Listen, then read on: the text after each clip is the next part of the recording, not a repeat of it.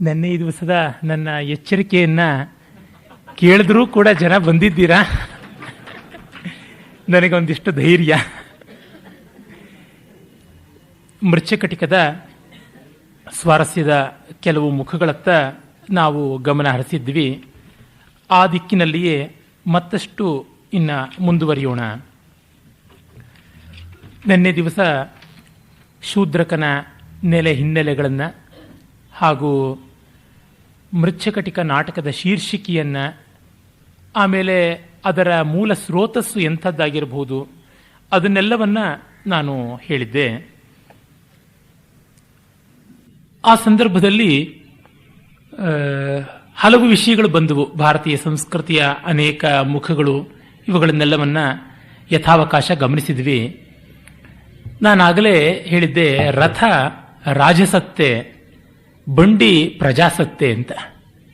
ಸತ್ತೆ ಅಂತಂದರೆ ಸಂಸ್ಕೃತದ ಸತ್ತ, ಎಕ್ಸಿಸ್ಟೆನ್ಸ್ ಅನ್ನುವ ಅರ್ಥದಲ್ಲಿ ಅರಸೊತ್ತಿಗೆ ಇದು ಜನಕ್ಕೆ ಸಂಬಂಧಪಟ್ಟಿರುವಂಥದ್ದು. ಅಲ್ಲಿಯೇ ಕವಿಯ ಪ್ರತಿಭೆ ಕಾಣಿಸುತ್ತೆ. ಮತ್ತೆ ಇನ್ನೊಂದು, ಇಂದು ಬೆಳಗ್ಗೆ ಯೋಚನೆ ಮಾಡ್ತಾ ಇದ್ದಾಗ ಒಂದು ಹೊಳೆದ ಅಂಶ, ನೆನ್ನೆಗೆ ಸೇರಿಸಬೇಕಾದಂಥ ಅಂಶ ಏನೆಂದರೆ, ಮೃಚ್ಛಕಟಿಕದಲ್ಲಿ ಸಾಮಾನ್ಯ ಜನಜೀವನ ಪ್ರಧಾನವಾಗಿ ಕಂಡು ರಾಜಕೀಯ ಸ್ಥಿತ್ಯಂತರಗಳು ನೇಪಥ್ಯದಲ್ಲಿ ಬರುತ್ತವೆ. ಶೂದ್ರಕ ಐತಿಹಾಸಿಕ ವ್ಯಕ್ತಿ, ಅವನೇ ಪ್ರಾಯಶಃ ಆರ್ಯಕ ಇರಬೇಕು. ಶಕಾಧಿಪತಿ ಪಾಲಕ ಇರಬಹುದು, ಅವನು ಪಾಲಿಡೌಕಸ್ ಇರಬಹುದು, ಪಾಲಿಕ್ಲೀಸ್ ಇರಬಹುದು, ಪಾಲಿಫಿಯೇಬಸ್ ಇರಬಹುದು. ಹೀಗೆ ಗ್ರೀಕರ ಹೆಸರುಗಳು ಅನೇಕ ಆ ಥರ ಇರಬಹುದು. ಅಥವಾ ಯಾವುದೋ ಒಂದು ಗವರ್ನರ್ ಅನ್ನುವ ರೀತಿಯಲ್ಲೂ ಇರಬಹುದು. ಈಗ ಕ್ಷತ್ರಪ ಸತ್ರಪ ಅಂತೆಲ್ಲ ಇದ್ದವರು ಅದೇ ರೀತಿಯಾದವರು. ಅದು ಒಂದು ದೊಡ್ಡ ರಾಜ್ಯ ಕ್ರಾಂತಿ, ಉಜ್ಜಯಿನಿಯ ವಿಮೋಚನೆ ನಡೆದಂಥದ್ದು, liberation of Ujjayini from the tyrant clutches of Palaka. ಅದು ಹಿನ್ನೆಲೆಯಾಗಿ ಹಲವು ದಿವಸಗಳ ಹಿಂದೆ ನನ್ನ ಆದರಣೀಯ ಸ್ನೇಹಿತರು ಸುಧೀರ್ ಕೃಷ್ಣಸ್ವಾಮಿಯವರ ಜೊತೆ ಮಾತಾಡ್ತಾ ಇದ್ದಾಗ, ಸುಭದ್ರಾ ಸೇನ್ ಗುಪ್ತಾ ಅಂತ ಒಬ್ಬ ಇಂಗ್ಲಿಷ್ ಕಥಾಕಾರ್ತಿಯವರ ಪುಸ್ತಕವನ್ನು ಓದುವ ಅವಕಾಶ ಬಂತು. ಆ ಪುಸ್ತಕದಲ್ಲಿ ಐತಿಹಾಸಿಕ ಕಥೆಗಳು. ಅಲ್ಲಿ ನಮಗೆ ತುಂಬ ಸಂತೋಷವಾಗಿ ಕಂಡಂಥ ಸ್ವಾರಸ್ಯ ಏನೆಂದರೆ, ಐತಿಹಾಸಿಕವಾದ ಒಂದು ಪ್ರಮುಖ ಘಟನೆಯನ್ನ ಹಿನ್ನೆಲೆಯಾಗಿ ಬಳಸಿಕೊಂಡು ಅಲ್ಲಿ ಸಾಮಾನ್ಯ ಜೀವನವನ್ನು ಮುನ್ನೆಲೆಯಲ್ಲಿ ಚಿತ್ರಿಸುವಂಥದ್ದು. ಮೃಚ್ಛಕಟಿಕದಲ್ಲಿ ಇದು ಕಂಡು ಬರುವಂಥದ್ದು. Perhaps first of it's kind in the literary world.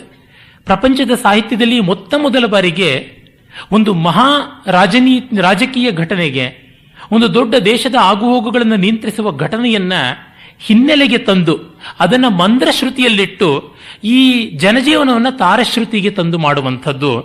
ಅದು ಹೇಗೆ ಅಂದರೆ, ಹಿಮಾಲಯದ ಬ್ಯಾಕ್ಡ್ರಾಪಿನ ಮುಂದೆ ಒಂದು ಸಣ್ಣ ಕಲ್ಲು ಮಂಟಪದ ಡೀಟೇಲ್ಸ್ ಅನ್ನು ಕೊಡುವಂಥದ್ದು. ಒಂದು ಮಹಾರಣ್ಯದ ಹಿನ್ನೆಲೆಯಲ್ಲಿ ಒಂದು ಹೂವನ್ನು ಎದ್ದು ತೋರುವಂತೆ ಚಿತ್ರಿಸುವಂಥದ್ದು. ಇದು ಮಾಡಿದ್ದಾನೆ ಕವಿ. ಇದು ಮಾಡಿದ್ದು ಬಹಳ ಒಳ್ಳೆಯದಾಯಿತು ಅಂತ ನನಗನ್ಸುತ್ತೆ. ಯಾಕೆಂದ್ರೆ ನಮ್ಮ ಸಾಹಿತ್ಯದಲ್ಲಿ ನಮಗೆ ದೊಡ್ಡ ದೊಡ್ಡ ವ್ಯಕ್ತಿಗಳ, ರಾಜಾಧಿರಾಜರುಗಳ ಮತ್ತು ಸಾಮ್ರಾಜ್ಯಗಳ, ಸಂಸ್ಥಾನಗಳ ಆಗು ಹೋಗುಗಳು, ದೇವದಾನವರ ಬದುಕು, ಒಳಿತು ಕೆಡಕುಗಳು ಉರುಳು ಹೋಗುತ್ತವೆ. ಆದರೆ ಸಾಮಾನ್ಯರ ಚಿತ್ರಣ ನಮಗೆ ಸಿಗೋದು ಬಹಳ ಕಷ್ಟ. ಕುವೆಂಪು ಅವರ ರಾಮಾಯಣ ದರ್ಶನದಲ್ಲಿ ಸಾಮಾನ್ಯ ದಿನದ ಬಗ್ಗೆ ನಮ್ಮ ಕವಿಗಳು ರಾಮ ಸೀತೆಯವರು ಹೇಗಿದ್ರು ಅಂತ ಬರೆದಿಲ್ಲ. ಅದಕ್ಕಾಗಿ ನಾನು ಒಂದು ಸಂಚಿಕೆಯನ್ನು ಮೀಸಲಿಡ್ತೀನಿ ಅಂತ ಕುಣಿದಳು ಉರಿಯ ಉರ್ವಶಿ ಅಂತ ಒಂದು ಸಂಚಿಕೆಯಲ್ಲಿ ಬಹಳ ಚೆನ್ನಾಗಿ ಬರೀತಾರೆ. ಇದು ಇಷ್ಟೋ ಹೃದಯವಾದದ್ದು ಮತ್ತು ಈ ಸಾಮಾನ್ಯವಾದದ್ದು ಮುದ್ದು ಮುದ್ದಾಗಿ ಅಚ್ಚುಕಟ್ಟಾಗಿರೋದು. ಹಾಗಾಗಿ ಬಿಟ್ಟರೆ ಅಷ್ಟು ಪ್ರಯೋಜನಕ್ಕೆ ಬರೋಲ್ಲ. ಅಲ್ಲಿಯೂ ಕೂಡ ಆಳವಾದ ಅಗಾಧವಾದ ಜೀವನದ ಸಂಘರ್ಷ, ತಾಕಲಾಟ ಇರಬೇಕು. ಆಗ ಇದು ವ್ಯಷ್ಟಿಯಲ್ಲಿ ಕಂಡದ್ದು ಸಮಷ್ಟಿಯಲ್ಲಿ ಎಂಥ ಪರಿಣಾಮ ಬಿತ್ತು ಅಂತ.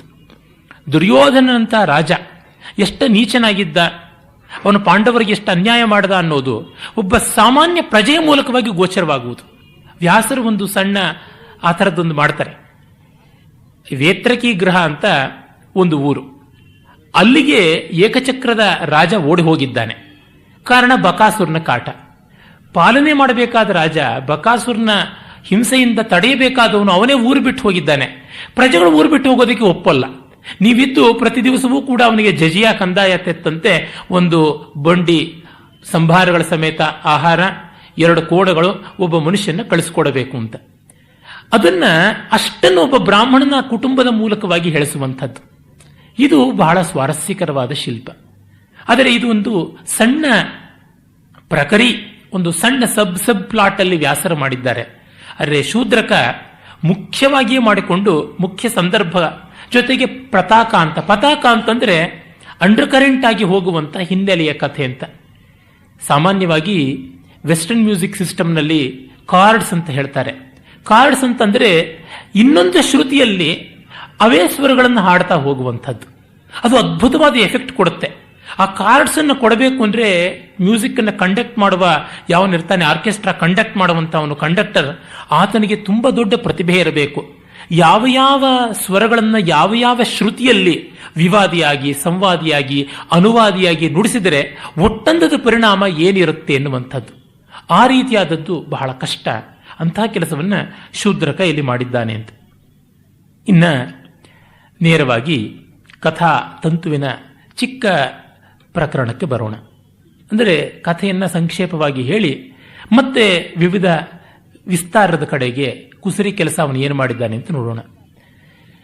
ಉಜ್ಜಯಿನಿಯ ರಾಜ ಪಾಲಕ, ಅವನು ತನ್ನ ವೇಶ್ಯೆಯ ತಮ್ಮನ ಕೈಗೆ ಅಧಿಕಾರ ಒಪ್ಪಿಸಿದ್ದಾನೆ, ಅಥವಾ ಅವನು ತನ್ನ ಇನ್ಯಾವುದೋ ದೊಡ್ಡ ರಾಜಕೀಯದಲ್ಲಿ ಈ ಸಣ್ಣ ಪುಟ್ಟದನ್ನು ಗಮನಿಸಿಲ್ಲ. ಇಡೀ ನಗರದ ದುರಾಡಳಿತ ಅವನ ಸಂಸ್ಥಾನಕ ಅಂತ ಹೆಸರಾದ ಶಕಾರನಿಗೆ ಇದೆ. ಶಕಾರ ಅನ್ನೋದು ಅವನ ಹೆಸರಲ್ಲ, ಶಕಾರಿ ಭಾಷೆಯನ್ನು ಮಾತಾಡ್ತಾನೆ. ಶಕಾರ ಅನ್ನೋದು ಒಂದು ವಿಲನ್ ಜಾತಿ. ಈಗ ವಿದೂಷಕ ಹೇಗೋ ಹಾಗೆ ಶಕಾರ ಅನ್ನೋದು ಒಂದು ಸ್ಪೀಶೀಸ್ ಅಂತ ಕರೀಬೇಕಷ್ಟೇನೆ. ಶಕಾರಿ ಭಾಷೆಯನ್ನು ಅವನು ಮಾತಾಡ್ತಾನೆ. ಆ ಭಾಷೆಯಲ್ಲಿ ಹೆಚ್ಚು ಶಕಾರ ಇರುವಂತಹದ್ದು, ಅದಕ್ಕೆ ಶಕಾರ ಅಂತ ಬಂದದ್ದು. ಅವನ ಹೆಸರು ಸಂಸ್ಥಾನಕ ಅಂತ. ಅವನಿಗೆ ಊರಿನ ಪ್ರಸಿದ್ಧ ವಾರಾಂಗನೆ, ಅಲ್ಲಿ ಬೇರೆ ಬೇರೆ ಲೆವೆಲ್ಸ್ ಉಂಟು ವೇಶ್ಯೆಯರಲ್ಲಿ. ಪಣ್ಯ ಸ್ತ್ರೀ ಅಂದರೆ ಮೈ ಮಾರಿಕೊಂಡು ಬದುಕುವಂಥವಳು, ಅವಳಿಗಿಂತ ಮೇಲೆ ಇರ್ತಕ್ಕಂಥವಳು ಇವಳು ವಾರಾಂಗನ ಅಂತ. ವಾರಾಂಗನ ಅಂತಂದ್ರೆ ಸರದಿಯಂತೆ ಬದಲಾಯಿಸಿಕೊಂಡು ಹೋಗುವವಳು ಮನುಷ್ಯರನ್ನ ಅಂತ. ಅದರಿಂದ ಮೇಲಕ್ಕೆ ರೂಪಜೀವಿ ಅಥವಾ ರೂಪಜೀವಿ ಅಂತ, ತನ್ನ ರೂಪವನ್ನು ಕ್ಯಾಪಿಟಲ್ ಮಾಡಿಕೊಂಡು ಬದುಕುವಳು. ಅದಕ್ಕಿಂತಲೂ ಮೇಲೆ ಗಣಿಕ, ತನ್ನ ವಿದ್ಯೆಯನ್ನ, ಸೌಂದರ್ಯವನ್ನ, ವಿವೇಕವನ್ನ, ಕಲಾಪ್ರೌಢಿಮೆಯನ್ನ ಎಲ್ಲವನ್ನ ಬಳಸಿಕೊಂಡು ಬದುಕುವಂಥವಳು. ಅವಳಿಗಿಂತಲೂ ಮಿಗಿಲಾಗಿರುವವಳು ಜನಪದ ಕಲ್ಯಾಣಿ ಅಂತ. ಡೆಮಾಕ್ರಸಿ ಅನ್ನುವುದು, ರಿಪಬ್ಲಿಕ್ ಅನ್ನುವುದು ಇದ್ದಾಗ ಬುದ್ಧನ ಕಾಲದಲ್ಲಿ ಎಲ್ಲ ಮದ್ರ, ಲಿಚ್ಛವಿ, ಯೌಧೇಯ, ಮಾಲವ, ಮಲ್ಲ, ಶಾಕ್ಯ ಈ ತರದ್ದು ಅನೇಕ ಗಣಗಳಿದ್ದಾಗ ಆ ಗಣತಂತ್ರಗಳಲ್ಲಿ ಜನಪದ ಕಲ್ಯಾಣಿ ಅಂತ, ಈಗ ಮಿಸ್ ಯೂನಿವರ್ಸ್, ಮಿಸ್ ವರ್ಲ್ಡ್ ಅನ್ನೋ ರೀತಿಯಲ್ಲಿ ಇರ್ತಾ ಇದ್ರು. ಆದರೆ ಇದು ಹಾಗಲ್ಲ. ಹಾಗಾಗಿ ಇವಳು ಗಣಿಕ ತುಂಬಾ ಉನ್ನತ ಸ್ತರದ ವಾರಾಂಗನೆ. ಅವಳನ್ನು ಇವನು ಬಯಸಿದ್ದ. ಆದರೆ ಅವಳಿಗೆ ಇವನಲ್ಲಿ ಒಂದು ಸ್ವಲ್ಪವೂ ಮನಸ್ಸಿಲ್ಲ. ಆ ಊರಿನ ಶ್ರೀಮಂತನಾಗಿ ಈಗ ಬಡತನಕ್ಕೆ ಬಂದಿರತಕ್ಕಂಥ ಚಾರುದತ್ತನ ಮೇಲೆ ಪ್ರೀತಿ ಇತ್ತು. ಚಾರುದತ್ತ ವಸಂತ ಸೇನೆಯನ್ನ ಒಂದು ಹಬ್ಬದ ಸಂದರ್ಭದಲ್ಲಿ ಕಂಡಿದ್ದ. ಮದನೋತ್ಸವವನ್ನ ಚೈತ್ರ ಮಾಸದ ಆರಂಭದಲ್ಲಿ ಮಾಡ್ತಾರೆ. ತೃತೀಯ ದಿವಸ ಮಾಡ್ತಾರೆ, ಕೆಲವೊಮ್ಮೆ ಚಿತ್ರ ಪೂರ್ಣಿಮೆ ದಿವಸ ಕೂಡ ಮಾಡುವುದುಂಟು. ಒಟ್ಟಿನಲ್ಲಿ ಇಡೀ ಶುಕ್ಲ ಪಕ್ಷ ಹಬ್ಬಿಕೊಳ್ಳುವಂತಹದ್ದು ಮದನೋತ್ಸವ. ಆ ಮದನೋತ್ಸವದಲ್ಲಿ ಇಬ್ಬರೂ ಪರಸ್ಪರ ಕಂಡಿದ್ರು. ಚಾರುದತ್ತನ ಮೇಲೆ ವಸಂತ ಸೇನೆಗೆ ಮೋಹ ಇತ್ತು. ಅದು ಶಕಾರ್ನಿಗೂ ಗೊತ್ತಾಗಿದೆ. ಅವನನ್ನು ಇಷ್ಟಪಟ್ಟ ಕಾರಣ ತನ್ನನ್ನು ತಿರಸ್ಕರಿಸ್ತಾ ಇದ್ದಾಳೆ ಅಂತ. ಇದು ಹಿನ್ನೆಲೆ. ಜೊತೆಗೆ ಪಾಲಕನಿಗೆ ಒಂದು ಸ್ವಲ್ಪ ಕಸಿವಿಸಿಯಾಗಿತ್ತು, ತಳಮಳವೂ ಆಗಿತ್ತು. ಏನಂದ್ರೆ ಒಬ್ಬರು ಸಿದ್ಧರು ಈ ಒಂದು ಮದನೋತ್ಸವದ ಜಾತ್ರೆಯ ಸಂದರ್ಭದಲ್ಲಿ ಒಂದು ಸಿದ್ಧಾದೇಶವನ್ನು ಹೇಳಿಬಿಟ್ರು. ಈ ಪಾಲಕನನ್ನ ಆರ್ಯಕ ಅಂತ ಒಬ್ಬ ಪಶುಪಾಲಕರ ಕುಲದಿಂದ ಬಂದವನು ಗೋಪಾಲಕನ ಮಗ ನಿರ್ಮೂಲನ ಮಾಡಿ ಕೊಂದು ತಾನು ರಾಜನಾಗ್ತಾನೆ ಅಂತ. ಹಾಗಾಗಿ ಆರ್ಯಕ ಎಲ್ಲಿದ್ರೂ ಅವನನ್ನು ಸೆರೆ ಹಿಡಿಯಬೇಕು ಅನ್ನುವಂಥ ಆ ಹಿನ್ನೆಲೆಯ ಆ ಒಂದು ಚಿಂತೆಯಲ್ಲಿ ಅವನಿದ್ದಾನೆ. ಹಾಗಾಗಿ ತನ್ನ ಮೇಲೆ ಆಗುವ ಬಂಡಾಯವನ್ನು ತಡೆಯಬೇಕು ಅಂತ ಮಿಲಿಟರಿ ಕಡೆಗೆ ನೋಡಿದ್ದಾನೆ. ಆದರೆ ಈ ಸಿವಿಲಿಯನ್ಸ್ಗೆ ಏನೆಲ್ಲ ತೊಂದರೆ ಆಗ್ತಾ ಇದೆ ಅನ್ನೋದನ್ನು ಗಮನಿಸಿಲ್ಲ ಪಾಲಕ. ಇದು ಹಿನ್ನೆಲೆ. ಹಾಗಿದ್ದಾಗ ಒಂದು ರಾತ್ರಿ ವಸಂತ ಸೇನೆಯನ್ನ ಅಟ್ಟಿಸಿಕೊಂಡು ಶಕಾರ ಬರ್ತಾನೆ. ಚಾರುದತ್ತನ ಮನೆಗೆ ಅವಳು ಹೇಗೋ ಅಕಸ್ಮಾತ್ ದಾರಿ ತಪ್ಪಿದ್ರು ಶಕಾರನ ಮೂಲಕವೇ ಗೊತ್ತಾಗುತ್ತೆ. ಅನುಚರರಿಗೆ ಹೇಳ್ತಾ ಇರ್ತಾನೆ, ಆ ಪಕ್ಕದಲ್ಲಿಯೇ ಇರುವಂತಹದ್ದು ಚಾರುದತ್ತನ ಮನೆ, ಅಲ್ಲಿಗೆ ಅವಳನ್ನ ಬಿಡಬೇಡಿ ಅಂತ. ಆದರೆ ಅವಳದೇ ಕೇಳಿಕೊಂಡು ಕೃತಾರ್ಥಳಾದೆ ನಾನು, ಆ ಪಾಪಿಯಿಂದ ಒಳ್ಳೇದೇ ಆಯ್ತು ಅಂತ ಒಳಗಡೆ ಸೇರಿಕೊಳ್ತಾಳೆ. ಮತ್ತೆ ಅವಳು ಯಾರು ಅಂತ ಚಾರುದತ್ತನಿಗೆ ಗೊತ್ತಾಗುತ್ತೆ. ಆಮೇಲೆ ಅವಳು ಹೇಳ್ತಾಳೆ, ಈ ಧೂರ್ತರು ದುಷ್ಟರೆಲ್ಲ ನನ್ನ ಬೆನ್ನಟ್ಟಿ ಬರ್ತಾರೆ ಈ ಒಡವೆ ಆಸೆಯಿಂದ, ಹಾಗಾಗಿ ದಯಮಾಡಿ ನೀವು ಒಡವೆಯನ್ನು ತಗೊಳ್ಳಿ ಅಂತ. ಆಗ ಅವನು ನಮ್ಮ ಮನೆಯೆಲ್ಲ ಸರಿಯಾಗಿಲ್ಲ ಅಂದ್ರೆ ಮನೆಯನ್ನ ನೋಡಿ ಒಡವೆಯನ್ನು ಇಡೋಲ್ಲ, ಮನುಷ್ಯರನ್ನ ನೋಡಿ ಇಡ್ತಾರೆ, ನೀವು ಇಟ್ಟುಕೊಳ್ಳಿ ಅಂತ. ಬಡತನದ ಮನೆ, ಅನುಕೂಲತೆ ಇಲ್ಲ, ಭದ್ರತೆ ಇಲ್ಲ ಅಂತ. ಆವತ್ತು ರಾತ್ರಿ ಮತ್ತೆ ಬೆಳದಿಂಗಳಾಗತ್ತೆ ನೋಡಿ.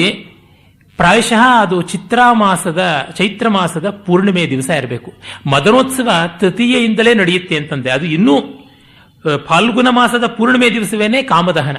ಅಲ್ಲಿಂದ ಆರಂಭವಾಗಿ ಚೈತ್ರ ಮಾಸದ ಪೂರ್ಣಿಮೆಯವರೆಗೂ ಅಂದ್ರೆ 1 ತಿಂಗಳವರೆಗೂ ನಡೆಯುವಂಥದ್ದು. ಆ ಸಂದರ್ಭದಲ್ಲಿ 1 ತಿಂಗಳೊಳಗೆ ಇದೆಲ್ಲ ಘಟನೆಯಾಗಿ ಚೈತ್ರ ಪೂರ್ಣಿಮೆಯ ದಿವಸ ಪ್ರಾಯಶಃ ಬಹಳ ಸೊಗಸಾಗಿ ಆ ಕವಿ ವರ್ಣನೆ ಮಾಡ್ತಾನೆ. ಚಂದ್ರ ಯಾವ ರೀತಿಯಲ್ಲಿ ಬೆಳಗುತ್ತಾ ಇದ್ದ ಆಕಾಶದಲ್ಲಿ ಎನ್ನುವಂಥದ್ದನ್ನ. ಉದಯತಿ ಹಿಶಾಂಕ ಕಾಮಿನಿ ಗಂಡಪಾಂಡು, ವಿರಹಿಣಿಯ ಕೆನ್ನೆಯ ಬಿಳಿಚಿಕೊಂಡ ಬಿಳುಪಿನ ಹಾಗೆ ಚಂದ್ರ ಬೆಳ್ಳಗೆ ಉದಯಿಸ್ತಾ ಇದ್ದಾನೆ. ಗ್ರಹಗಣ ಪರಿವಾರೋ ರಾಜಮಾರ್ಗ ಪ್ರದೀಪ, ಅವನು ರಾಜನಂತೆ ಇದ್ದಾನೆ, ರಾಜಮಾರ್ಗಕ್ಕೆ ಅವನೇ ಪ್ರದೀಪ. ಅಂದ್ರೆ ಉಜ್ಜಯಿನಿಯಲ್ಲಿ ಸ್ಟ್ರೀಟ್ ಲೈಟ್ಸ್ ಇರಲಿಲ್ಲ ಅಂತ ಗೊತ್ತಾಗುತ್ತೆ. ಶುಕ್ಲ ಪಕ್ಷ, ಹಾಗಾಗಿ ಬೆಳಕಿತ್ತು. ಅರಾಜಕತೆ ಇದ್ದಿದ್ದರಿಂದ ಸ್ಟ್ರೀಟ್ ಲೈಟ್ಸ್ ಇಲ್ಲ. ಇಲ್ಲದೇ ಇದ್ರೆ ಪಥಪ್ರದೀಪಿಕೆಗಳು ಇರಬೇಕಾಗಿದ್ದವು.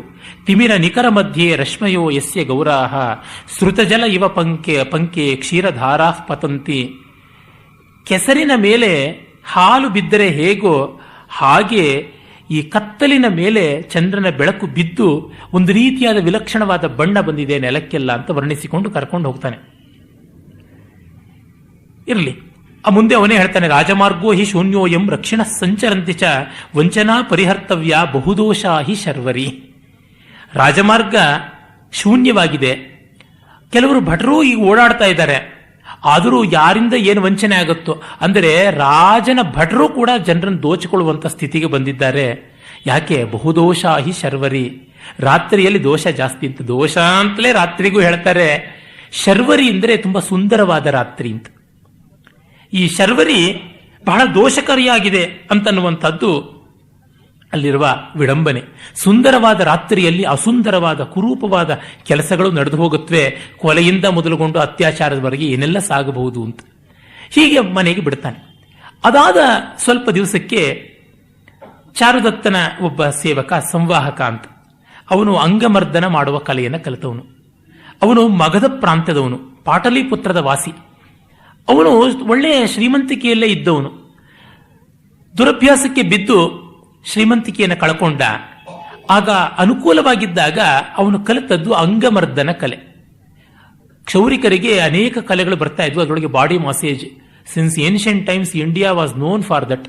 ಒಳ್ಳೆಯ ಶರೀರ ಮರ್ದನವನ್ನು ಮಾಡ್ತಾ ಇದ್ರು. ಉಗುರುಗಳನ್ನೆಲ್ಲ ತೆಗೆಯುವಂತಹದ್ದು, ಕೂದಲನ್ನೆಲ್ಲ ಸರಿಯಾಗಿ ಕತ್ತರಿಸುವಂತಹದ್ದು ಅದು ಸಾಮಾನ್ಯವಾದದ್ದು. ಇದು ವಿಶೇಷವಾಗಿ ಮಾಡುವಂಥದ್ದು. ಆ ಬಗ್ಗೆ ಆಯುರ್ವೇದ ಗ್ರಂಥಗಳಲ್ಲಿ ಯಥೇಷ್ಟವಾಗಿ ಬರುತ್ತೆ. ಈ ಎಣ್ಣೆ ಕಳ್ಚು ಅಂತ ಕೇರಳದಲ್ಲಿ ತುಂಬಾ ಇವತ್ತಿಗೂ ನಡೆಯುತ್ತಲ್ಲ, ಅವೆಲ್ಲ ಸಂವಹನ ಕಲೆಯ ಕೊಂಡಿಗಳೇ ಆಗಿರುವಂಥವು. ಅದು ಎಲ್ಲರೂ ಮಾಡಿಸಿಕೊಳ್ತಾ ಇದ್ರು, ಶ್ರೀಮಂತಿಕೆ ಮಾತ್ರ ಇರಬೇಕು. ಅವನು ಆ ಕಲೆಯನ್ನ ಜೀವಿಕೆಯಾಗಿ ಮಾಡಿಕೊಂಡ. ಅದು ಒಂದು ಐರನಿ ಬರುತ್ತೆ. ಮೃಚ್ಛಕಟಿಕದಲ್ಲಂತ ಐರನಿ ಲಕ್ಷ ಬರುತ್ತೆ. ಯಾವುದನ್ನ ಕಲೆ ಅಂತ ಕಲಿತವೋ ಅದೇ ಕಸುಬಾಗ್ಬಿಟ್ರೆ ಪರಮ ಸಂಕಟವಾಗುತ್ತೆ. ಅವನು ಇವಳನ್ನ ನೋಡ್ತಾನೆ, ವಸಂತ ಸೇನೆಯನ್ನ ನೋಡ್ತಾನೆ. ಆಗ ಆರ್ಯಣ ಕಾ ಕಲಾ ಶಿಕ್ಷಿತ ಅಂದಾಗ ಸಂವಾಹನ ಕಲಾ ಅಂದ್ರೆ ಸುಕುಮಾರ ಕಲಾ ಕಲು ಶಿಕ್ಷಿತ, ಸುಕುಮಾರವಾದ ಕಲೆಯನ್ನು ಕಲಿತರಿ ಅಂತ. ಕಲೇತಿ ಶಿಕ್ಷಿತ ಪರಂ ಜೀವಿಕಾ ಸಂವೃತ್ತ ಅಂತ ಹೇಳ್ತಾನೆ. ಕಲೆ ಅಂತ ಕಲಿತದ್ದು ಆದ್ರೆ ಹೊಟ್ಟೆ ಪಾಡಗಾಗ್ಬಿಡ್ತು ಅಂತ. ಅದು ಬಹಳ ದೊಡ್ಡ ಫ್ರಸ್ಟ್ರೇಷನ್. ನಾವು ಕಲೆ ಅಂತ ಮಾಡಿಕೊಂಡಾಗ ಒಂದು ಅಲೌಕಿಕತೆಯ ಟಚ್ ಅನ್ನ ಕೊಡ್ತೀವಿ. ಮೊನ್ನೆ ದಿವಸವೇ ನನ್ನ ಸ್ನೇಹಿತರೊಬ್ಬರು ಒಳ್ಳೆಯ ನರ್ತಕರಲ್ಲಿ ಯಾತಕ್ಕೆ ಕಲಾವಿದರಲ್ಲಿ ಒಂದು ಫ್ರಸ್ಟ್ರೇಷನ್ನು ಈ ತರದ್ದು ಬರುತ್ತೆ ಅಂತ ಇನ್ನೊಬ್ಬರ ನನ್ನ ಸ್ನೇಹಿತರನ್ನ ಕೇಳ್ತಾ ಇದ್ರು. ಪ್ರಾಯಶಃ ಕಲೆ ಅಂದ್ರೆ ಒಂದು ಅಲೌಕಿಕವಾಗಿ ಸಕಲ ಪ್ರಯೋಜನಾತೀತವಾಗಿ ಅಲ್ಲಿ ಇರುವುದು ಒಂದೇ ಒಂದು ಪ್ರಯೋಜನ, ರಸಾನುಭವ, ಇನ್ಯಾವುದು ಇಲ್ಲ ಅಂತ ನೋಡ್ತೀವಿ. ಆದರೆ ಹಾಗೆ ವಾಸ್ತವ ಇರೋದಿಲ್ಲ. ಈ ವಾಸ್ತವ ಆದರ್ಶಗಳನ್ನು ಮ್ಯಾಚ್ ಮಾಡ್ಕೊಳ್ಳೋಕ್ಕಾಗದೆ ತಳಮಳ ಕಲಮಲ ಶುರುವಾಗುತ್ತೆ. ಇದು ಅಲ್ಲಿ ಕಾಣುವಂಥ ಧ್ವನಿ.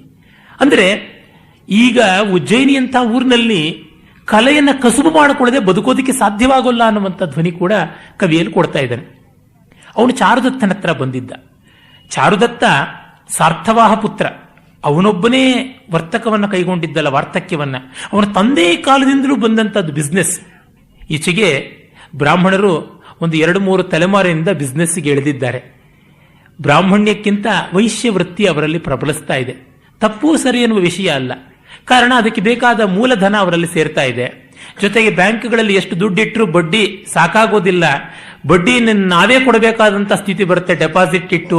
ಹಾಗಾಗಿ ಇಂಡೈರೆಕ್ಟ್ ಬಿಸ್ನೆಸ್ ಮೆನ್ಗಳಾಗಿರುವಂತವರು, ಬಡ್ಡಿ ಮಕ್ಕಳಾಗಿ ಬದುಕುವಂತವರು ಈಗ ಡೈರೆಕ್ಟ್ ಬಿಸ್ನೆಸ್ ಮೆನ್ ಆಗಬೇಕು, ಇಲ್ಲ ಸ್ಟಾಕ್ ಶೇರ್ಸ್ ಅಲ್ಲಿ ಇನ್ವೆಸ್ಟ್ ಮಾಡಬೇಕು, ಅಥವಾ ಅವರೇ ಯಾವುದಾದ್ರೂ ಒಂದು ಬೇರೆ ಬಿಸ್ನೆಸ್ ಅನ್ನು ಕೈಗೊಳ್ಳಬೇಕು. ಅಂದರೆ ಈ ವೈಶ್ಯ ವೃತ್ತಿ ನಿರಂತರವೂ ಧನದ ಚಿಂತೆ ಮಾಡುವಂತಹದ್ದು. ಆ ರೀತಿಯಾದ ವೃತ್ತಿ ಅನಿವಾರ್ಯವಾಗ್ತಾ ಇದೆ. ಶಾರದತ್ತನಿಗೆ ಅದು ಹೆರಿಡಿಟರಿಯಾಗಿ ಬಂದದ್ದು, ಸಾರ್ಥವಾಹ ಪುತ್ರ ಅಂತಲೇ ಹೇಳ್ತಕ್ಕಂಥದ್ದು. ಅಂದರೆ ಈ ಶಕರು ಒಂದು 2 ತಲೆಮಾರು ರಾಜ್ಯ ಆಳಿದ್ದಾರೆ, ಅಲ್ಲಿ ಈ ರೀತಿಯಾದಂತಹ ಒಂದು ಒತ್ತಡ ಬಂದಿದೆ, ಗ್ಲೋಬಲೈಸೇಷನ್ ಆಗಿರುವಂತಹದ್ದು ಅನ್ನುವುದನ್ನು ಕೂಡ ಅಲ್ಲಿ ಕಾಣಬಹುದು.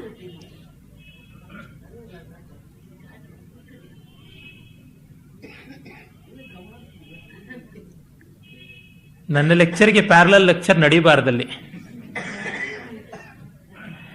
ಹಾಗಾಗಿ ಚಾರುದತ್ತ ಇವನನ್ನ ಸಂವಾಹಕನ್ನ ತನ್ನ ಹತ್ತಿರ ಸೇವಕನನ್ನಾಗಿರಿಸಿಕೊಂಡಿದ್ದ. ಉದಾರಿಯಾದ ಪ್ರಭು, ಸಂವಾಹಕ ತುಂಬಾ ಚೆನ್ನಾಗಿ ಕೆಲಸ ಮಾಡ್ತಾ ಇದ್ದ, ಅದು ಬಹಳ ಸಂತೋಷಕಾರಿಯಾಗಿತ್ತು. ಆದರೆ ಚಾರುದತ್ತನಿಗೆ ಬಡತನ ಬಂತು. ಅವನು ಸಾರ್ಥವಾಹ ಪುತ್ರ ಮಹಾಭಾಂಡಗಳಿಂದ ಕೆಲಸ ಮಾಡಿಸ್ತಾ ಇದ್ದ. ಮಹಾಭಾಂಡ ಅಂತಂದ್ರೆ ದೊಡ್ಡ ದೊಡ್ಡ ಹಡಗುಗಳಿಂದ ಓವರ್ಸೀಸ್ ಬಿಸ್ನೆಸ್ ಮಾಡಿಸ್ತಾ ಇದ್ದಿದ್ದು. ಅವು ಬಂದರೆ ಬಂತು, ಇಲ್ದಿದ್ರೆ ಇಲ್ಲ. ಅರ್ಥಶಾಸ್ತ್ರದಲ್ಲಿ ಎಲ್ಲ ಬರುತ್ತೆ. ಈ ಸಮುದ್ರಾಂತರ ವಾಣಿಜ್ಯಗಳು ಅರ್ಥಶಾಸ್ತ್ರದಲ್ಲಿ ಮಾತ್ರವಲ್ಲ, ಧರ್ಮಶಾಸ್ತ್ರ ಗ್ರಂಥಗಳಲ್ಲಿ ವ್ಯವಹಾರ ಅಧ್ಯಾಯದಲ್ಲಿ ಬರುತ್ತೆ. ಯಾವುದಕ್ಕೆ ತುಂಬಾ ಹೆಚ್ಚು ಬಡ್ಡಿ ಸಾಲಕ್ಕೆ ಅಂತಂದರೆ ಓವರ್ಸೀಸ್ ಬಿಸ್ನೆಸ್ ಮಾಡ್ತೀನಿ ಅಂತ ಹೋಗುವವರಿಗೆ ಅತಿ ಹೆಚ್ಚು ಬಡ್ಡಿ ತೆರಬೇಕು ಅಂತ. ಕಾರಣ ಇನ್ಸೆಕ್ಯೂರಿಟಿ ಆಫ್ ಮನಿ, ಅದರ ಬಗ್ಗೆ ಬರುತ್ತೆ. ಅದು ಮಾತ್ರವಲ್ಲ, ಅವ್ರ ಜೊತೆ ಸಂಭೂಯ ಸಮುತ್ಥಾನ ಅಂದ್ರೆ ಅಗ್ರಿಮೆಂಟ್ ಮಾಡಿಕೊಂಡು ಯಾರು ಪಾರ್ಟ್ನರ್ಶಿಪ್ ಮಾಡ್ಕೊಳ್ತಾರೆ ಅವರಿಗೂ ಕೂಡ ತುಂಬಾ ಬಾಧ್ಯತೆ ಇರುವಂತಹದ್ದು. ಅಷ್ಟೇ ಅಲ್ಲ, ಅವರು ಬರ್ಕೊಡ್ತಕ್ಕಂಥ ಪ್ರಾಮಿಸರಿ ನೋಟು ಇತ್ಯಾದಿಗಳಿಗೂ ಕೂಡ ತುಂಬಾ ತುಂಬಾ ಮಾರ್ಜಿನ್ಸ್ ಇಟ್ಕೊಂಡು ಮಾಡುವಂತಹದ್ದು ಬರುತ್ತೆ. ಕಾರಣ ಅಲ್ಲಿ ನಿರೀಕ್ಷಿತವಾದಂತಹ ಒಂದು ರಿಸಲ್ಟ್ ಬರದೇ ಇರಬಹುದು ಅಂತ. ಯಾವ ಕಾಲದಲ್ಲಿ ಯಾವ ಸುನಾಮಿ ಹೇಳಬಹುದು ಏನೋ ಗೊತ್ತಿಲ್ಲ ಅಂತ. ಇದು ಅಲ್ಲಿರುವಂತಹ ತೊಡಕು. ಚಾರುದತ್ತನಿಗೆ ಬಿಸ್ನೆಸ್ ಅಲ್ಲಿ ಹಾಗಾಗಿಯೇ ಲಾಸ್. ಬಿಸ್ನೆಸ್ ಅಲ್ಲಿ ಲಾಸ್ ಆದ ಕಾರಣ ಎಲ್ಲರನ್ನ ರಿಟ್ರೀಚ್ ಮಾಡುವಂಥದ್ದು, ಎಲ್ಲರನ್ನೂ ಕೂಡ ಕೆಲಸದಿಂದ ಕಿತ್ತಾಕುವಂಥದ್ದು ಅದು ಅನಿವಾರ್ಯವಾಗಿಬಿಟ್ಟಿದೆ. ಎಲ್ಲರನ್ನ ಅವನು ಕಟ್ ಮಾಡ್ತಾ ಇದ್ದಾನೆ. ಎಲ್ಲೋ ಮುಖ್ಯವಾಗಿ ಬೇಕಾಗಿರುವಂತಹ ಮನೆ ಕೆಲಸಕ್ಕಾಗುವ, ಮಲ್ಟಿಪಲ್ ಪರ್ಪಸ್ಗೆ ಬೇಕಾಗುವ ವರ್ಧಮಾನಕ ಅಂತ ಅವನು ಬಾಗಲು ಕಾಯೋವನು ಹೌದು, ಕಾಲಿಗೆ ನೀರು ತಂದು ಕೊಡೋವನು ಹೌದು, ಬಂಡಿ ಓಡಿಸೋವನು ಹೌದು. ಈ ಥರದ ಒಂದು ಜನರಲ್ ಪರ್ಪಸ್ ಕೆಲಸ ಮಾಡುವಂತ ಒಬ್ಬ ಸೇವಕ.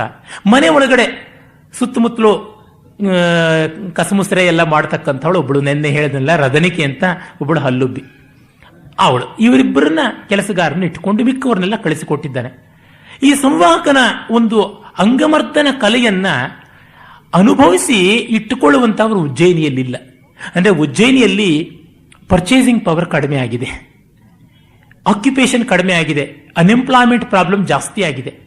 ಫ್ರೆಶ್ ಗ್ರಾಜ್ಯುಯೇಟ್ ಸ್ನಾತಕನಾಗಿ ಬಂದಂತಹ ಒಬ್ಬ ಬ್ರಾಹ್ಮಣ ಇನ್ನೇನೋ ಗತಿ ತೋರದೆ ಕಳ್ಳತನ ಮಾಡೋ ಕೆಲಸಕ್ಕೂ ಇಳಿದಿದ್ದಾನೆ. ಅಂದ್ರೆ ಉಜ್ಜಯಿನಿಯ ಪರಿಸ್ಥಿತಿ ಏನಾಗಿದೆ ಅಂತ ನಾವು ನೋಡಬಹುದು.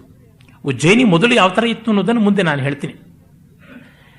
ಇವನು ಸಂವಾಹಕನಿಗೆ ಚಾರುದತ್ತನ ಗತಿ ಇಲ್ಲದ ಇನ್ಯಾವ ಕೆಲಸವೂ ಮಾಡೋಕ್ ಬರ್ತಿಲ್ಲ, ಇನ್ಯಾವುದನ್ನು ಕಲಿಯಲಿಲ್ಲ, ಇದು ಒಂದು ಮಾತ್ರ ಅಂತ ನೆಚ್ಚಿಕೊಂಡಿದ್ದ. ಅದು ಆಗಲಿಲ್ಲ. ಪ್ರಾಯಶಃ ಇನ್ನೊಂದು ನಾವು ಗಮನಿಸಬೇಕಾದ್ದೇನೆಂದರೆ, ಈ ಶಕರಿಗೆ ಮತ್ತು ಗ್ರೀಕರಿಗೆ ಅಂಗಮರ್ದನ ಕಲೆಯಲ್ಲಿ ಅಂತ ಆಸ್ಥೆ ಇರಲಿಲ್ಲ. ಈ ಅಂಗಮರ್ದನದ ಕಲೆ ರೋಮನ್ರಿಗೆ ಹೆಚ್ಚು ಪ್ರಿಯವಾಗಿತ್ತು. ಸಿಥಿಯನ್ರೆಲ್ಲ ಸ್ನಾನವೇ ಮಾಡ್ತಾ ಇರಲಿಲ್ಲ ಅಂತ ಹೇಳ್ಬಿಟ್ಟಿದ್ರು ಹೇಳ್ತಾರೆ. ಸಿಥಿಯನ್ರು ಶಕರಿಗೆ ಹತ್ತಿರವೇ ಬರ್ತಕ್ಕಂಥವ್ರು. ಯಾವನು ಪ್ರಭು ಪಾಲಕ ಅಂತವನಾಗ್ತಾನೋ ಅದೇ ರೀತಿಯಾದಂಥದ್ದು ಜನಗಳಿಗೂ ಬಂದುಬಿಡುತ್ತೆ. ಈ ರೀತಿಯಾದ ಕಲೆಯಲ್ಲಿ ಅಂತ ಒಗ್ಗಿ ಬರುವಂಥದ್ದಲ್ಲ. ಟ್ರಾಪಿಕಲ್ ಕಂಟ್ರೀಸ್ ಅಲ್ಲಿ ಅಂಗಮರ್ದನಕ್ಕಿರುವಂತಹ ಬೆಲೆ ಟೆಂಪರೇಟ್ ಕಂಟ್ರೀಸ್ ಅಲ್ಲಿ ಇರುವಂತಹದ್ದು ಅಲ್ಲ. ಅದು ಪ್ರಾಯಶಃ ಕಾರಣ ಇರಬಹುದು. ಜೊತೆಗೆ ಇವನ ಟ್ಯಾರಿಫ್ ಕೂಡ ಸಿಕ್ಕಾಪಟ್ಟೆ ಜಾಸ್ತಿ ಇದ್ದಿರಬಹುದು. ಒಳ್ಳೆಯ ಕಲೆ ಕಲಿತವನಲ್ವಾ, ಚಾರುದತ್ತನಂತವನು ಉದಾರಿಯಾಗಿ ಕೊಡ್ತಾ ಇದ್ದ, ಅದು ಒಂದಿರಬಹುದು. ಒಟ್ಟಲ್ಲಿ ಇವನ ವಿದ್ಯೆಗೆ ಬೆಲೆ ಇಲ್ಲ. ಕೆಲವೊಮ್ಮೆ ನಮ್ಮ ವಿದ್ಯೆ ದೊಡ್ಡದೇ ಆಗಿರುತ್ತೆ, ಅಲ್ಲಿ ಬೆಲೆ ಬರುವಂಥದ್ದಲ್ಲ. ಆಕ್ಷನ್ ಟಿವಿನಲ್ಲಿ 30 ಸೆಕೆಂಡ್ಸ್ ಅಂತ ಒಂದು ಪ್ರೋಗ್ರಾಮ್ ಬರುತ್ತೆ. ಅಲ್ಲಿ ನಮ್ಮ ಸುಬ್ಬಲಕ್ಷ್ಮಿ ಬಂದರೂ ಇಲ್ಲ, ಪದ್ಮಾ ಸುಬ್ರಹ್ಮಣ್ಯಂ ಬಂದರೂ ಇಲ್ಲ, ಯಾರನ್ನೂ ಮೂಸ್ ನೋಡಲ್ಲ ಜನ. 30 ಸೆಕೆಂಡ್ ಒಳಗೆ ಒಂದು ಇಂದ್ರಜಾಲ ಮಹೇಂದ್ರಜಾಲವನ್ನ ಯಾವುದೋ ಒಂದು ಸರ್ಕಸ್ ಮಾಡೋರನ್ನ ನೋಡಿ ಬೆಚ್ಚಬಲ್ರಷ್ಟೇ. ಅಂದ್ರೆ ಅಷ್ಟು ಟೈಮ್ನೊಳಗೆ ಇಂಪ್ರೆಸ್ ಮಾಡೋದಕ್ಕೆ ಕ್ರಮದೀಪ್ತವಾದ ಕಲೆ ಆಗೋಲ್ಲ, ಸಹಜಾದೀಪ್ತವಾದ ಕಲೆ ಅಂದರೆ ಚಮತ್ಕಾರಿಕ ವಿಶ್ರಾಂತಿ, ಅದನ್ನು ಕೌಟಿಲ್ಯ ಅಂತ ಕರೀತಾರೆ, ಅದು ಬೇಕಿರುತ್ತೆ, ಇನ್ಯಾವುದೂ ಅಲ್ಲ. ಇಂಥ ಸ್ಥಿತಿ ಇದ್ದ ಕಾರಣ ಅವನಿಗೆ ಎಂಪ್ಲಾಯ್ಮೆಂಟ್ ಇಲ್ಲ. ಎಂಪ್ಲಾಯ್ಮೆಂಟ್ ಇಲ್ಲ ಅಂದರೆ ಜೂಜಾಡೋದು, ಹಳೆ ವಿದ್ಯೆ. ಮೊದಲು ಯಾವುದರಿಂದ ದುಡ್ಡು ಕಳ್ಕೊಂಡು ಈಗ ಅದರಿಂದ ದುಡ್ಡು ಸಂಪಾದಿಸಿ ಹೊಟ್ಟೆ ಹೊರ್ಕೊಳ್ಬೇಕು ಅಂತ. ವ್ಯಸನವೇ ಒಂದು ಉದ್ಯೋಗವಾಗುವಂತಹ ವಿಡಂಬನೆ ಮೃಚ್ಛಕಟಿಕದಲ್ಲಿ ಕಾಣುವಂಥದ್ದು. ಒಂದು ವೈಸ್ ಬಿಕಮಿಂಗ್ ಎಂಪ್ಲಾಯ್ಮೆಂಟ್, ಅದಕ್ಕಿಂತ ಪತನ ಇನ್ಯಾವುದಿದೆ ಸಮಾಜದ್ದು. ಆಗ ಅವನು ದುಡ್ಡು ಕೊಡೋಕ್ಕೆ ಆಗದೆ ಪಣ ಇಟ್ಟು ಆಡಬೇಕು, ಸೋತಿದ್ದಾನೆ, ಕೊಡೋದಕ್ಕೆ ದುಡ್ಡಿಲ್ಲ, ಇವನು ಅಟ್ಟುಕೊಂಡು ಬಂದಿದ್ದಾರೆ. ಬಹಳ ಚೆನ್ನಾಗಿರುವಂಥದ್ದು ಅದು ಸಂದರ್ಭ. ಅವನು ಓಡಿ ಓಡಿ ಓಡಿ ಹೋಗ್ಬಿಟ್ಟು ಎಲ್ಲಿಯೋ ಒಂದು ಕಡೆ ಬಚ್ಚಿಟ್ಕೊಂಡು ಬಿಡ್ತಾನೆ. ಅವನನ್ನು ಬೆನ್ನಟ್ಟಿ ಅವನು ದರ್ದುರಕ ಮತ್ತು ಮಾಥುರಕ ಅಂತ ಇಬ್ಬರು ಬರ್ತಾರೆ. ಮಾಥುರ ಅವನು ನಾಯಕ, ಅವನು ಮಥುರಾ ದೇಶದವನು, ಮಥುರಾ ಪ್ರದೇಶದವನು ಇದ್ದಿರಬೇಕು ಮಾಥುರಕ ಅಂತ. ದರ್ದುರಕ ಅಂದರೆ ಕಪ್ಪೆ ಹಂಗೆ ಬಟಗುಟ್ಟವನು ಅಂತ ಅರ್ಥ. ಆ ಜೂಜುಗಾರರು ಅವರಿಬ್ಬರು ಅಟ್ಟಿಸಿಕೊಂಡು ಬರ್ತಾರೆ. ಅಲ್ಲಿ ಜೂಜುಗಾರರಿಗೆ ಕೂಡ ಅವರಿಗೆ ಸ್ಪೆಷಲ್ ಕೋರ್ಟ್ಗಳಿದ್ರು. ಕಿತವ ಧರ್ಮಾಸನ ಅಂತೆಲ್ಲ ಧರ್ಮಶಾಸ್ತ್ರಗಳಲ್ಲಿ ಬರುತ್ತೆ. ಕಿತವ ಅಂದರೆ ಅಕ್ಷ ಕ್ರೀಡೆ ಮಾಡುವಂಥ ಜೂಜುಗಾರ. ಅದರಿಂದಲೇ ಮೋಸಕ್ಕೆ ಕೈತವ ಅಂತ ಹೆಸರು ಬಂತು. ಗ್ಯಾಮ್ಲಿಂಗಿಂತ ದೊಡ್ಡ ಮೋಸ ಇಲ್ಲ ಅಂತ. ಆ ಜೂಜುಗಾರರು ಅಟ್ಟಿಸಿಕೊಂಡು ಬಂದಾಗ ಇವನೊಂದು ಹಾಳು ಬಿದ್ದ ದೇವಸ್ಥಾನಕ್ಕೆ ಹೋಗ್ತಾನೆ. ಅಂದರೆ ಉಜ್ಜಯಿನಿಯಲ್ಲಿ ದೇವಸ್ಥಾನಗಳು ಹಾಳು ಬಿದ್ದರೂ ನೋಡೋರಿರಲಿಲ್ಲ ಅಂತ ಗೊತ್ತಾಗುತ್ತೆ. ರಾಜನ ಆಟಿಟ್ಯೂಡ್ನ ರಿಫ್ಲೆಕ್ಟ್ ಮಾಡುವಂಥದ್ದಾಗಿರುವಂಥದ್ದು. ದೊಡ್ಡ ನಗರದಲ್ಲಿ ಒಂದು ದೇವಸ್ಥಾನ ಪಾಳು ಬಿದ್ದಿದೆ, ಅಲ್ಲಿಗೆ ಜನ ಬರ್ತಾ ಇಲ್ಲ ಅಂದರೆ ಇನ್ನೇನು. ದೇವಸ್ಥಾನದಲ್ಲಿ ದೇವರ ಮೂರ್ತಿ ಅಂತ ಇವನು ನಿಂತು ಬಿಡ್ತಾನೆ. ಅವರಿಬ್ಬರಿಗೂ ಇವನು ಗೊತ್ತಾಗತ್ತೆ. ಆದರೆ ನೋಡಿ, ಮಿಕಾ ನಮ್ಮ ಕೈ ಸಿಕ್ಕಿದೆ ಎಂದು ತಪ್ಪಿಸ್ಕೊಂಡು ಹೋಗೋಲ್ಲ ಅಂದರೆ ಯಾವ ಆಟ ಆಡಬಹುದು?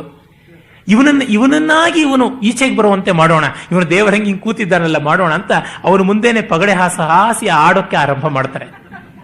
ಇವನು ನನಗೂ ಒಂದು ಆಟ ಅಂತಾನೆ, ಸಿಕ್ಕಿದ್ಯಾ ಅಂತ ಹೇಳ್ಬಿಟ್ಟಿದ್ರೆ ಅವನನ್ನು ಗುದ್ದೋದಿಕ್ಕೆ ಶುರು ಮಾಡ್ತಾರೆ. ಇದರಲ್ಲಿ ಕವಿ ತೋರಿಸುವ ಆ ಪ್ರಲೋಭನೆ ಮನುಷ್ಯನಿಗೆ ಏನನ್ನೂ ಮಾಡಬಹುದು ಅನ್ನೋದಿದೆಯಲ್ಲ, ಅದು ತುಂಬಾ ಮಾರ್ಮಿಕವಾದದ್ದು.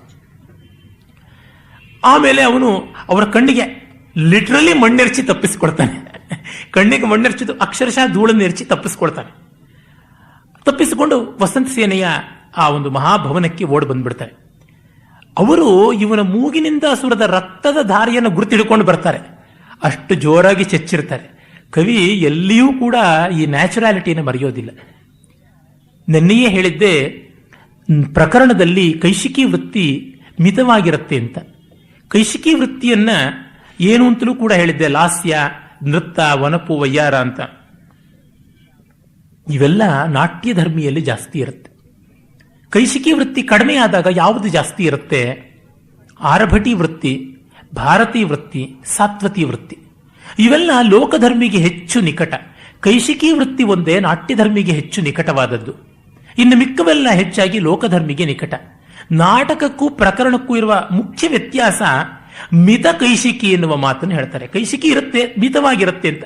ಅಂದರೆ ಲೋಕಧರ್ಮಿಯನ್ನು ಹೆಚ್ಚು ಬಳಸಿಕೊಳ್ಳೋದು ಅಂತ. ಈ ಹೊತ್ತು ಪಾಶ್ಚಾತ್ಯರಿಗೆ ಮೊದಲಿಗೆ ಇಷ್ಟವಾಗುವ ಭಾರತೀಯರ ರಂಗಭೂಮಿಯ ಒಂದು ಮಹಾಕೃತಿ ಅಂದರೆ Mrichchhakatika. It's a living play even today in the west also. ಅದಕ್ಕೆ ಕಾರಣ ಈ ಒಂದು ಕೈಶಿಕಿ ಪಾರಿಮಿತ್ಯ, ತನ್ಮೂಲಕವಾಗಿ ಸಾಧಿತವಾದಂತಹ ಲೋಕಧರ್ಮಿತ್ವ. ಇದು ರಿಯಲಿಸಂ ಅನ್ನುವಂಥದ್ದು ಆಧುನಿಕರು ಏನು ಹೇಳ್ತಾರೆ ಅದಕ್ಕೆ ಸುಮಾರು ವ್ಯತ್ಯಾಸ ಇದ್ರೂ ಅದಕ್ಕೆ ಹತ್ತಿರ ಬರುವಂಥದ್ದು. ಇವನು ವಸಂತ ಸೇನೆ ಹತ್ತಿರಕ್ಕೆ ಹೋದಾಗ ವಸಂತ ಸೇನೆ ಕಾಲು ಹಿಡ್ಕೊಂಡು ಬಿಡ್ತಾನೆ, ಹೇಗಾದ್ರೂ ನಾನು ರಕ್ಷಿಸಬೇಕು ಅಂತ. ಆಗ ವಸಂತ ಸೇನೆ ಯಾರು ನೀನು ಅಂತ ಕೇಳಿದಾಗ ಹಿಂದೆಲೆ ಹೇಳಿ ಚಾರುದತ್ತನ ಸೇವಕನಾಗಿದ್ದೆ ಅಂದರೆ, ಚಾರುದತ್ತನ ಸೇವಕನಾಗಿದ್ದರೆ ಸಾಕು ನಾನು ರಕ್ಷಿಸ್ತೀನಿ ಅಂತ. ಅವಳು 10 ಭಾರ ಸುವರ್ಣವೋ ಎಷ್ಟೋ ಅವನು ಕಳ್ಕೊಂಡಿರ್ತಾನೆ, ಅಷ್ಟನ್ನು ಕೊಟ್ಟು ಬಿಡ್ತಾಳೆ ಆ ಮಾಥುರಕ ದರ್ದುರಕರಿಗೆ. ಆ ತಕ್ಷಣವೇ ಅವರು, ಬಾರಯ್ಯ ಇನ್ನೊಂದು ಆಟ ಆಡೋ, ನಿನ್ನ ಅದೃಷ್ಟ ನೋಡು ಅಂತ ಕರೀತಾರೆ. ನೋಡಿ, ಆ ಹೊತ್ತಿಗೆ ಅವನಿಗೆ ಬುದ್ಧಿ ಬಂತು. ಇನ್ನು ಸದ್ಯ ಜನ್ಮನ ನಾನು ಆಡುವುದಿಲ್ಲ, ನಾನು ಸನ್ಯಾಸಿ ಆಗ್ತೀನಿ ಅಂತ ಹೊರಟು ಬಿಡ್ತಾನೆ. ಹಾಗೆ ಹೋದವನು ಆಗಿಂದಾಗಲೇ ಪ್ರಾಯಶಃ ಅಲ್ಲಿಯೇ ಯಾರೋ ಒಬ್ಬರು ಬಹಳ ಈಸಿಯಾಗಿತ್ತು ಅನ್ಸತ್ತೆ ಆಗ ಬೌದ್ಧರ ಗುಂಪಿಗೆ ಸನ್ಯಾಸಿಯಾಗಿ ಸೇರೋದಿಕ್ಕೆ.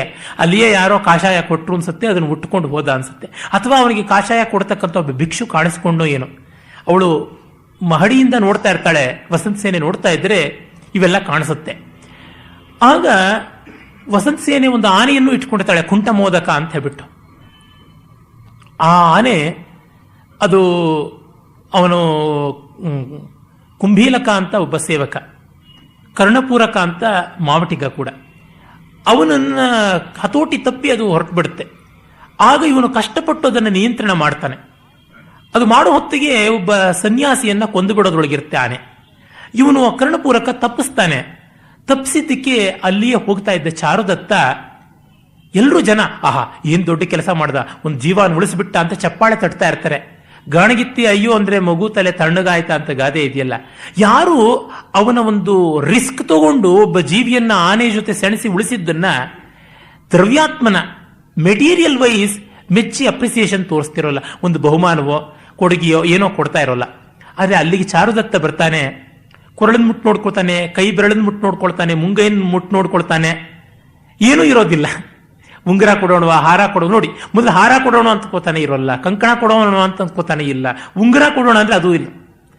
ಕಡೆಗೆ ಹೊದ್ದುಕೊಂಡು ಉತ್ತರೀಯವನ್ನೇ ಕೊಟ್ಟುಬಿಟ್ಟು ಯಜ್ಞೋಪವೀತ ಮಾತ್ರೋತ್ತರೀಯನಾಗಿ ಹೋಗ್ತಾನೆ ಅಂತ ಬರುತ್ತೆ.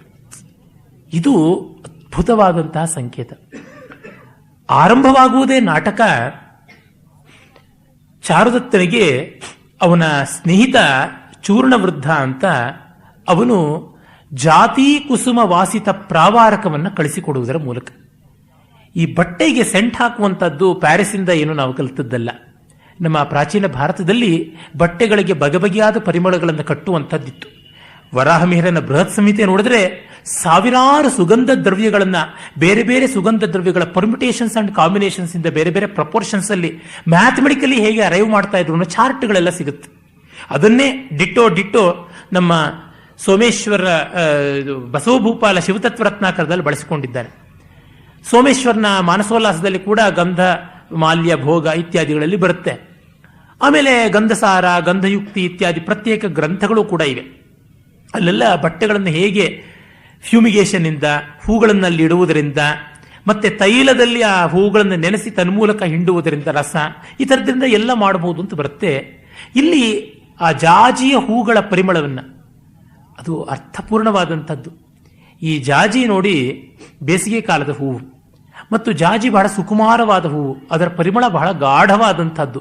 ಆ ಹೂಗಳನ್ನು ಹರಹಿ ಬಟ್ಟೆನ ಅದರ ಮೇಲೆ ಇಟ್ಟು ಮತ್ತೆ ಇನ್ನೊಂದು ಪದರ ಹೂಗಳನ್ನು ಹರಹಿ ಅದರ ಮೇಲೆ ಯಾವುದಾದ್ರು ಒಂದು ಸ್ವಲ್ಪ ಭಾರವಾಗಿರೋ ವಸ್ತುನಿಟ್ಟು ಒಂದು ರಾತ್ರಿ ಬಿಡಬೇಕು ಅಂತ ಹೇಳ್ತಾರೆ ಗಂಧಯುಕ್ತಿಕಾರರು. ಆಗ ಬೆಳಗ್ಗೆ ಅದಕ್ಕಷ್ಟಕ್ಕೂ ಜಾಜಿಯ ಪರಿಮಳ ಇರುತ್ತೆ. ಅದು ಒಂದು 2-3 ದಿವಸ ಇರುತ್ತೆ ಅಂತ.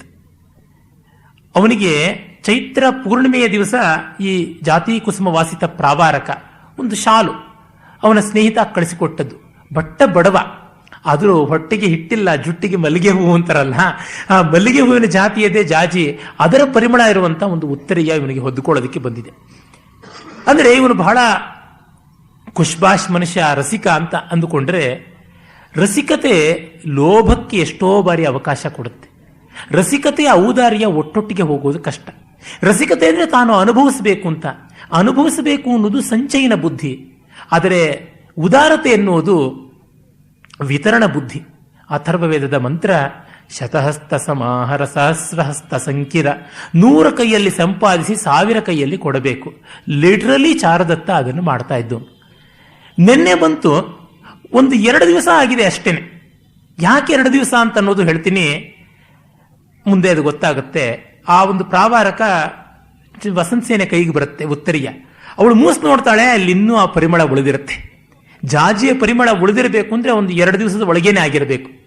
ಅಂದ್ರೆ ನಿನ್ನೆಯಷ್ಟೇ ಹೊಸ ಒಂದು ಶಾಲು ಅವನಿಗೆ ಕೊಟ್ಟಿದ್ದು, ಅದು ಅವನು ರಸಿಕಾಂತ ಪರಿಮಳವನ್ನ ಕಟ್ಟಿ ಕೊಟ್ಟಂತಹದ್ದು. ಪರಿಮಳವನ್ನ ಬಟ್ಟೆಯಲ್ಲಿ ಕಟ್ಟಿಕೊಡುವುದು ಅಂದ್ರೆ ಎಷ್ಟು ಸುಕುಮಾರವಾದ ಕಲ್ಪನೆ. ಅಂಥ ಒಂದು ಉತ್ತರೀಯವನ್ನ ಸ್ನೇಹಿತ ಕೊಟ್ಟದ್ದನ್ನ ಇವನು ಒಬ್ಬ ಆನೆಯಿಂದ ಭಿಕ್ಷುವನ್ನ ಕಾಪಾಡದ ಅಂತ ಹೇಳ್ಬಿಟ್ಟು ಆ ಮಾವಟಿಗನಿಗೆ ಕೊಟ್ಟ. ಅದನ್ನು ಮಾವಟಿಗ ಬಂದು ಹೇಳ್ತಾನೆ ವಸಂತ ಸೇನೆಗೆ, ಆರ್ಯೇ ಈ ತರಹ ಆಯಿತು, ರಸ್ತೆಯಲ್ಲಿ ದೊಡ್ಡ ಗಲಾಟೆ ಆಯಿತು, ನಾನು ದೊಡ್ಡ ಇದು ಪರಾಕ್ರಮ ತೋರಿಸಿದ್ರೆ ಜನ ಎಲ್ಲ ಬಾಯಿ ಮಾತಿಂದ ಪ್ರಶಂಸೆ ಮಾಡ್ತಾ ಇದ್ರೆ ಇವನು ಹೀಗೆ ಮಾಡ್ದ ಅಂತ. ಇಲ್ಲಿ ಏನು ಕೊಟ್ಟ ಅಂದ್ರೆ ಈ ಶಾಲು ಅಂತ. ತಕ್ಷಣ ಹೀಗೆ ಮೂಸ್ ನೋಡ್ತಾಳೆ, ಇದು ನನ್ನ ಕೈಲಿರಲಿ, ನಿನಗೆ ಬೇರೆ ದುಡ್ಡು ಕೊಡ್ತೀನಿ ಅಂತ ಕೊಡ್ತಾಳೆ. ಅಂದರೆ ವಸಂತ ಸೇನೆ ಚಾರುದತ್ತರ ಪ್ರಣಯ ಜಾಜಿಯ ಹೂವಿನ ಪರಿಮಳದ ಜೊತೆಗೆ ಹೋಗುವಂಥದ್ದು. ಮೊದಲೇ ಹೇಳಿದೆ, ಜಾಜಿ ಬಹಳ ಸುಕುಮಾರ, ಅದರ ಪರಿಮಳವಂತೂ ಅತ್ಯಂತ ಹೃದಯವಾದದ್ದು. ಮಲ್ಲಿಗೆ ಅದರ ಮುಂದೆ ಮೂದೇವಿ, ಏನೂ ಇಲ್ಲ ಅಂತ ಅನ್ಬೇಕು. ಮತ್ತು ಜಾಜಿ ಮಲ್ಲಿಗೆ ಎಷ್ಟು ನಿರಾಭರಣ ಸುಂದರಿಯೂ ಅಲ್ಲ, ಮಲ್ಲಿಗೆಗಿಂತ ಬೆಳ್ಳಗೆ, ಜೊತೆಗೆ ಜಾಜಿ ಹೂವಿನ ಹಿಂದೆ ನವುರಾದ ಎಣ್ಣೆಗೆಂಪಿನ ಒಂದು ರೇಖೆ ಇರುತ್ತೆ ಆ 5 ದಳಗಳ ಹಿಂದೆ ಕೂಡ. ಅದು ಬಹಳ ಸುಂದರವಾದಂಥದ್ದು. ಒಡವೆ ಇದೆ ಅಂದ್ರೆ ಇದೆ, ಆದರೆ ಅದು ಕಣ್ಣು ಕುಕ್ಕುವಂತೆ ಇಲ್ಲ. ಅದು ಬೆನ್ನ ಹಿಂದೆ ಇದೆ, ಆದರೆ ಅದಕ್ಕೊಂದು ಅಲಂಕಾರ ಇದೆ. ಎಷ್ಟು ಧ್ವನಿಗಳೆಲ್ಲ ಇವೆ. ಆ ಪರಿಮಳದ ಜೊತೆಗೆ ತೇಲಿ ಬಂದಂತಹದ್ದು ಇವರ ಪ್ರಣಯ. ಎಷ್ಟು ಅಂಡರ್ ಪ್ಲೇ ಮಾಡಿದ್ದಾನೆ ಕವಿ ನೋಡಿ. ಇದು ಈ ಕಾಲದ ಸಿನಿಮಾಗಳಲ್ಲಿ ನವರಾಗಿ ತೆಗೆಯುವಂತ ಸೀನ್ಸ್ಗೆ ಮ್ಯಾಚ್ ಮಾಡಬಹುದಾದಂತಹದ್ದು. ಅಂದ್ರೆ ಅವನು ಬಳಸಿದ ಆ ಉತ್ತರಿಯ ನೆನ್ನೆ ಹೊದ್ದುಕೊಂಡಿದ್ದ ಅಷ್ಟೇ, ಅವನು ಪೂರ್ತಿ ಹೊದ್ದಿದ್ದಲ್ಲ. ಅವನ ಮಗ ರೋಹಸೇನ ಚಳಿಗೆ ನಡುಗ್ತಾ ಇರ್ತಾನೆ, ತಗೋ ಅವನಿಗೆ ಹೊದ್ದಿಸುವಂತ ರದನಿಕೆ ಕೊಟ್ಟಿರ್ತಾನೆ. ಅವನು ಮುಟ್ಟಿದ್ದಷ್ಟೇ, ಮತ್ತು ಮಗ ರಾತ್ರಿ ಹೊದ್ದುಕೊಂಡ, ಬೆಳಗ್ಗೆ ಅದನ್ನು ಹೆಗಲಿಗೆ ಹಾಕಿಕೊಂಡು ಪ್ರಾಯಶಃ ಪೇಟೆ ಬೀದಿನಲ್ಲಿ ಸುತ್ತಕ್ಕೆ ಬಂದಿದ್ದಾನೆ. ಆಗ ಈ ಘಟನೆ ನೋಡಿದ್ದಾನೆ, ಕೊಟ್ಟಿದ್ದಾನೆ. ಅಂದರೆ ತಗೊಳ್ಳೋದ್ರೊಳಗೆ ಹೇಗೋ ಕೊಡೋದ್ರೊಳಗೂ ಹಾಗೆ ಆ ರಸಿಕತೆಯ ಔದಾರ್ಯದ ಶಿಖರ ಏನು ಅಂತ ಕಾಣಿಸುತ್ತೆ. ಆಗ ಅವನನ್ನ ತನ್ನ ಸೇವಕನನ್ನ ದುಡ್ಡು ಕೊಟ್ಟು ಕಳಿಸಿಕೊಡ್ತಾಳೆ. ಮತ್ತೆ ನೋಡ್ತಾಳೆ, ಆಹಾ, ಯಜ್ಞೋಪವೀತ ಮಾತೃತ್ತರೆಯನಾಗಿ ಅವನು ಹೋಗ್ತಾ ಇದ್ದಾನೆ, ಅದಕ್ಕೆ ಅವನು ಕಂಡ್ರೆ ನನಗೆ ಪ್ರೀತಿ, ಈ ವದಾನ್ಯತೆ ಆನೃಶಂಸ್ಯ ಇದು ಇದೆ ಅಂತ. ಆಮೇಲೆ ಆ ಸಖಿ ಅವಳಿದ್ದಾಳೆ, ವಸಂತ ಸೇನೆಗೆ ಒಬ್ಬ ಸಖಿ ಇದ್ದಾಳೆ, ಅವಳ ಹೆಸರು ಮದನಿಕೆ ಅಂತ. ಹೆಸರುಗಳು ಬಹಳ ಅನ್ವರ್ಥಕ ನೋಡಿ. ಈ ರದನಿಕೆ ಅಂತ ರೂಪ ಇಲ್ಲ, ಸ್ವಲ್ಪ ಪೆದ್ದು ಕೂಡ ಹೌದು, ಬಡಪಾಯಿ ಪಾಪದ ಪ್ರಾಣಿಯವಳು. ಆದರೆ ರದನಿಕೆ ಹಾಗಲ್ಲ, ಭಲೆ ಚೂಟಿ ಹೆಣ್ಣು, ಆದರೆ ಕೆಟ್ಟ ಬುದ್ಧಿಯವಳಲ್ಲ, ತುಂಬಾ ಒಳ್ಳೆ ಹೃದಯದವಳು. ಅದಕ್ಕೆ ತಕ್ಕಂತೆ ಹೆಸರು ಕೂಡ ಮದನಿಕೆ ಅಂದ್ರೆ ಮದವನ್ನು ಉಂಟು ಮಾಡಬಲ್ಲಂಥವಳು, ಇಂಟಾಕ್ಸಿಕೇಟಿಂಗ್ ಆಗಿರತಕ್ಕಂಥವಳು ಅಂತ. ವೇಶ್ಯೆಯರ ಮನೆಯಲ್ಲಿ ಚೇಟಿಯಾಗಿ ಕೆಲಸ ಮಾಡಬೇಕು ಅಂದ್ರೆ ಎಲ್ಲ ಎಂತೆಂಥ ಕ್ವಾಲಿಟೀಸ್ ಇರಬೇಕಾಗತ್ತೆ, ಎಂಥ ನಯ ನಾಜೂಕು ಟ್ಯಾಕ್ಟ್ ಎಲ್ಲ ಇರಬೇಕಾಗುತ್ತೆ, ಅದೆಲ್ಲ ಇದ್ದವಳು. ಅವಳನ್ನ ವಸಂತ ಸೇನೆ ದುಡ್ಡು ಕೊಟ್ಟು ಕೊಂಡುಕೊಂಡಿರ್ತಾಳೆ. ಅವಳು ಗರ್ಭದಾಸಿ. ಅವಳಿಗೆ ಒಬ್ಬ ಬಾಯ್ ಫ್ರೆಂಡ್, ಅವನು ಶರ್ವಿಲಕ. ಶರ್ವ ಅಂದ್ರೆ ಶಿವ, ಶಿವನಿಗೆ ಸಂಬಂಧಪಟ್ಟಂತಹ ತತ್ವವನ್ನು ತುಂಬಿಕೊಂಡವನು ಅಂತ. ಶರ್ವಿಲ, ಶರ್ವಿಲಕ, ಕುಮಾರಿಲ, ಈ ತರದ ಹೆಸರುಗಳು. ರಾಮಿಲ, ಸೋಮಿಲ ಅಂದ್ರೆ ಈಗ ತುಂದ ಅಂದ್ರೆ ಹೊಟ್ಟೆ, ತುಂದಿಲ ಅಂದ್ರೆ ಡೊಳ್ಳು ಹೊಟ್ಟೆ ಅವನು ಅಂತ. ಹಾಗೆ ಕುಮಾರಿಲ ಅಂತಂದ್ರೆ ಸ್ಕಂದನಿಗೆ ಪ್ರೀತಿಪಾತ್ರನಾದವನು ಅಥವಾ ಸ್ಕಂದನನ್ನ ತನ್ನೊಳಗೆ ತುಂಬಿಕೊಂಡಂಥವನು, ರಾಮನಿಗೆ ಪ್ರೀತಿಪಾತ್ರನಾದವನು, ರಾಮನಂತೆ ಇರುವಂಥವನು ಅಂತ ಹೀಗೆ ಇರಬೇಕು ಅಂತ ಅನ್ಸುತ್ತೆ. ಆ ಶರ್ವಿಲಕ ಚೆನ್ನಾಗಿ ವ್ಯಾಸಂಗ ಮಾಡಿದವನು, ಈಗ ಫುಲ್ ಪ್ರೊಫೆಷನ್ ಆಗಿ ಚೌರ್ಯವನ್ನ ಇಟ್ಟುಕೊಂಡಿದ್ದಾನೆ. ಅವನು ಇವಳ ಸೆರೆಯನ್ನ ಬಿಡಿಸಬೇಕು ಅಂತ, ಇವಳು ಒತ್ತೆಯಾಳಾಗಿ ಸಿಕ್ಕಾಕೊಂಡಿದ್ದಾಳಲ್ಲ ಜೀತದ ಆಳಾಗಿ, ಅವಳಿಗೆ ದುಡ್ಡು ಕೊಟ್ಟು ವಸಂತ ಸೇನೆಗೆ ಇವಳನ್ನು ಬಿಡಿಸ್ಕೊಳ್ಬೇಕು ಅನ್ನುವಂಥ ಸ್ಥಿತಿಯಲ್ಲಿದ್ದಾನೆ. ಇದು 2ನೇ ಅಂಕದಲ್ಲಿ ನಡೆಯುವಂಥ ಸಂದರ್ಭ. 3ನೇ ಅಂಕದ ಆರಂಭದಲ್ಲಿ ಚಾರುದತ್ತ ಒಂದು ಸಂಗೀತ ಕಚೇರಿಗೆ ಹೋಗಿರ್ತಾನೆ. ಆ ಸಂಗೀತ ಕಚೇರಿಗೆ ಹೋದವನು ಆ ಸಂಗೀತವನ್ನ ಆಸ್ವಾದಿಸಿ ಬರ್ತಾನೆ. ಮತ್ತು ಈ ಒಡವೆ ವಸಂತ ಸೇನೆಯದು ಯಾವುದಿರುತ್ತೆ ಅದನ್ನ ಅವನು ಪ್ರತಿದಿನವೂ ಬೆಳಗಿನ ಹೊತ್ತು ತನ್ನ ಚೇಟನ ಕೈಗೆ ಕೊಡ್ತಾ ಇರ್ತಾನೆ, ವರ್ಧಮಾನಕನ ಕೈಗೆ. ರಾತ್ರಿ ಹೊತ್ತು ಮೈತ್ರೇಯನ ಕಡೆಗೆ ಕೊಟ್ಟು ಜೋಪಾನವಾಗಿ ಇಟ್ಟುಕೊಳ್ಳಿ ಅಂತ ಹೇಳ್ತಾ ಇರ್ತಾನೆ. ಅವನು ಚೇಟ ವರ್ಧಮಾನಕ ಬಂದು ಮೈತ್ರೇಯನ ಕೊಟ್ಬಿಡ್ತಾನೆ. ಲೇಟ್ ನೈಟ್ ಕಚೇರಿ ಮುಗಿಸ್ಕೊಂಡು ಬಂದಿರ್ತಾರೆ. ಆ ಡೀಟೇಲ್ಸ್ ಮುಂದೆ ನಾನು ಹೇಳ್ತೀನಿ. ನೀನು ಈ ಒಡವೆನ ತೆಗೆದುಕೊಂಡು ಇಟ್ಕೊಳ್ಳಪ್ಪ ಅಂತ. ಅಯ್ಯೋ, ನನ್ನ ನಿದ್ರೆ ಕೆಡಿಸುವಂತಹದ್ದು ಈ ಪಾತಕವಾದ ಒಡವೆ ಇದೆ ಅಂತ. ಅದೇ ಮನೆಗೆ ಶರ್ವಿಳಕ ಕಳ್ಳನಾಗಿ ಬಂದು ಕನ್ನ ಹಾಕಿ ಒಡವೆನ ಕದ್ದುಕೊಂಡು ಹೊಟ್ಟೋಗ್ತಾನೆ. ಅದು ಡೀಟೇಲ್ಸ್ ಬಹಳ ಸುಂದರವಾದದ್ದು. ಅದನ್ನ ನನಗೆ ಹೇಳೋದಕ್ಕೆ ಟೆಂಪ್ಟ್ ಆಗ್ತಾ ಇದೆ. ಏನು ಮಾಡೋದು, ಹೇಳೇ ಬಿಡೋಣ ಬಿಡಿ. ಕಾರಣ ನಾನು ಸಿದ್ಧತೆ ಮಾಡಿಕೊಂಡು ಬಂದಂತ ರೀತಿಯಲ್ಲಿ ಈ ಭಾಷಣ ಇದು ನಡೆಯುವಂತದ್ದಲ್ಲ. ಇದನ್ನ ಕೂಲಂಕಷವಾಗಿ 1 ವರ್ಷ ಕೂತು ಪಾಠ ಮಾಡಬೇಕಾದಂಥದ್ದು. ಏನು ಮಾಡೋಣ, ಇರಲಿ.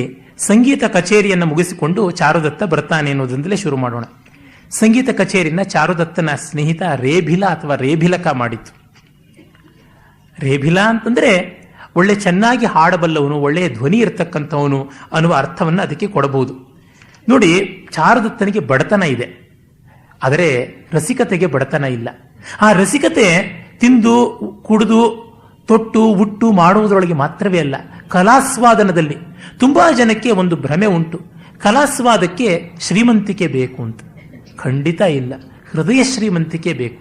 ನಾನು ಎಷ್ಟೋ ಜನ ತುಂಬಾ ದುಡ್ಡಿನಿಂದ ಶ್ರೀಮಂತರಾದವರು ಕಲಾವೈರಿಗಳಾಗಿ, ಶಾರದಾ ಶತ್ರುಗಳಾಗಿ ಇರುವಂತಹದ್ದನ್ನು ಕಂಡಿದ್ದೀನಿ. ಹಾಗೆ ಬಟ್ಟ ಬಡವರಿಗೆ ಕಲಾ ಪ್ರೀತಿ ಇರುವಂತಹದ್ದು ಕಂಡಿದ್ದೀನಿ. ಅದರಿಂದ ಇವ್ಯಾವುದೂ ನಿಲ್ಲುವಂಥದ್ದಲ್ಲ. ಆಗ ಆರಂಭ ಆಗುವುದೇ ನೋಡಿ, ವರ್ಧಮಾನಕ ತಾನು ಹಾಡಿಕೊಂಡು ಬರ್ತಾನೆ. ಸುಜನಕ ಇದು ಇವನು ಹಾಡುವಂಥ ಭಾಷೆಯನ್ನ ಪ್ರಾಚ್ಯ ಪ್ರಾಕೃತ ಅಂತ ಕರೀತಾರೆ. ಆ ಪ್ರಾಕೃತವನ್ನೇ ಹೇಳಿಬಿಡ್ತೀನಿ. ಶುಜಣೇ ಕು ಬಿಚ್ಚಣ್ಣು ಕಂಪಕೆ ಶಾಮೆಯೇ ನಿದ್ದಣಕೆ ವಿಶೋಹರೇ ಪಿಶುಣೇ ಉಣ ದವ್ವಿಗ್ಗವಿದ್ದೆ ದುಕ್ಕಲ್ಲೇ ಕು ಪಣಿಮಲಮ ದೊಳ್ಳೆನೆ. ಇದೇನು ಒಳ್ಳೆ ವಿಚಿತ್ರವಾಗಿ ಬಾಲಭಾಷಿತ ಅಂತಿದೆಯಲ್ಲ ಅಂತ. ಸುಜನಕ್ಕಲು ಭೃತ್ಯಾನುಕಂಪಕ ಸ್ವಾಮಿ ನಿರ್ಧನಕೋಪಿ ಶೋಭತೆ. ದುಡ್ಡಿಲ್ಲದೆ ಇದ್ರೂ ಕನಿಕರ ಪ್ರೀತಿ ವಿಶ್ವಾಸ ಇರೋ ಯಜಮಾನ ಸಾಕು ಬೇಕಾದಷ್ಟು. ಪಿಶುನಃ ಪುನರ್ ದ್ರವ್ಯ ಗರ್ವಿತೋ ದುಷ್ಕರ ಖಲು ಪರಿಣಾಮ ದಾರುಣ. ಆದರೆ ಕೆಟ್ಟವನಾಗಿರೋವನು ಶ್ರೀಮಂತನೂ ಆಗಿದ್ರೆ ಸ್ವಾಮಿ ಯಾತನೆ ಕೊಟ್ಟು ಬಿಡ್ತಾನೆ ಅಂತ. ತನ್ನ ಯಜಮಾನ ಬಡವಾದರೂ ಪರವಾಗಿಲ್ಲ ಅಂತ ಹೇಳ್ಬಿಟ್ಟು ಅವನು ಹಾಡುಕೊಳ್ತಾ ಬರ್ತಾನೆ. ಅವನು ಹಾಡಿನ ಬಗ್ಗೆ ಅವನೇ ಹೇಳ್ಕೊಳ್ತಾನೆ. ಕಾಪಿವೇ ಇದು ಗಾಂಧರ್ವನಂದು ಗಾಂಧರ್ವವನ್ನು ಕೇಳಿದ್ರೆ 3 ಲೋಕ ಕೂಡ ಹೆದರ್ಕೊಂಡು ಬಿಡುತ್ತೆ ಅಂತ.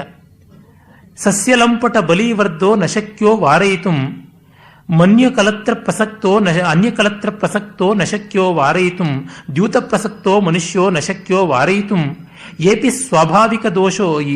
ಸ್ವಾಭಾವಿಕ ದೋಷೋ ನಶಕ್ಯೋ ವಾರಯಿತುಂ ಅಂತ ಒಂದು ನೀತಿ ಪದ್ಯವನ್ನ ಜಾನಪದ ಗೀತೆ ತರ.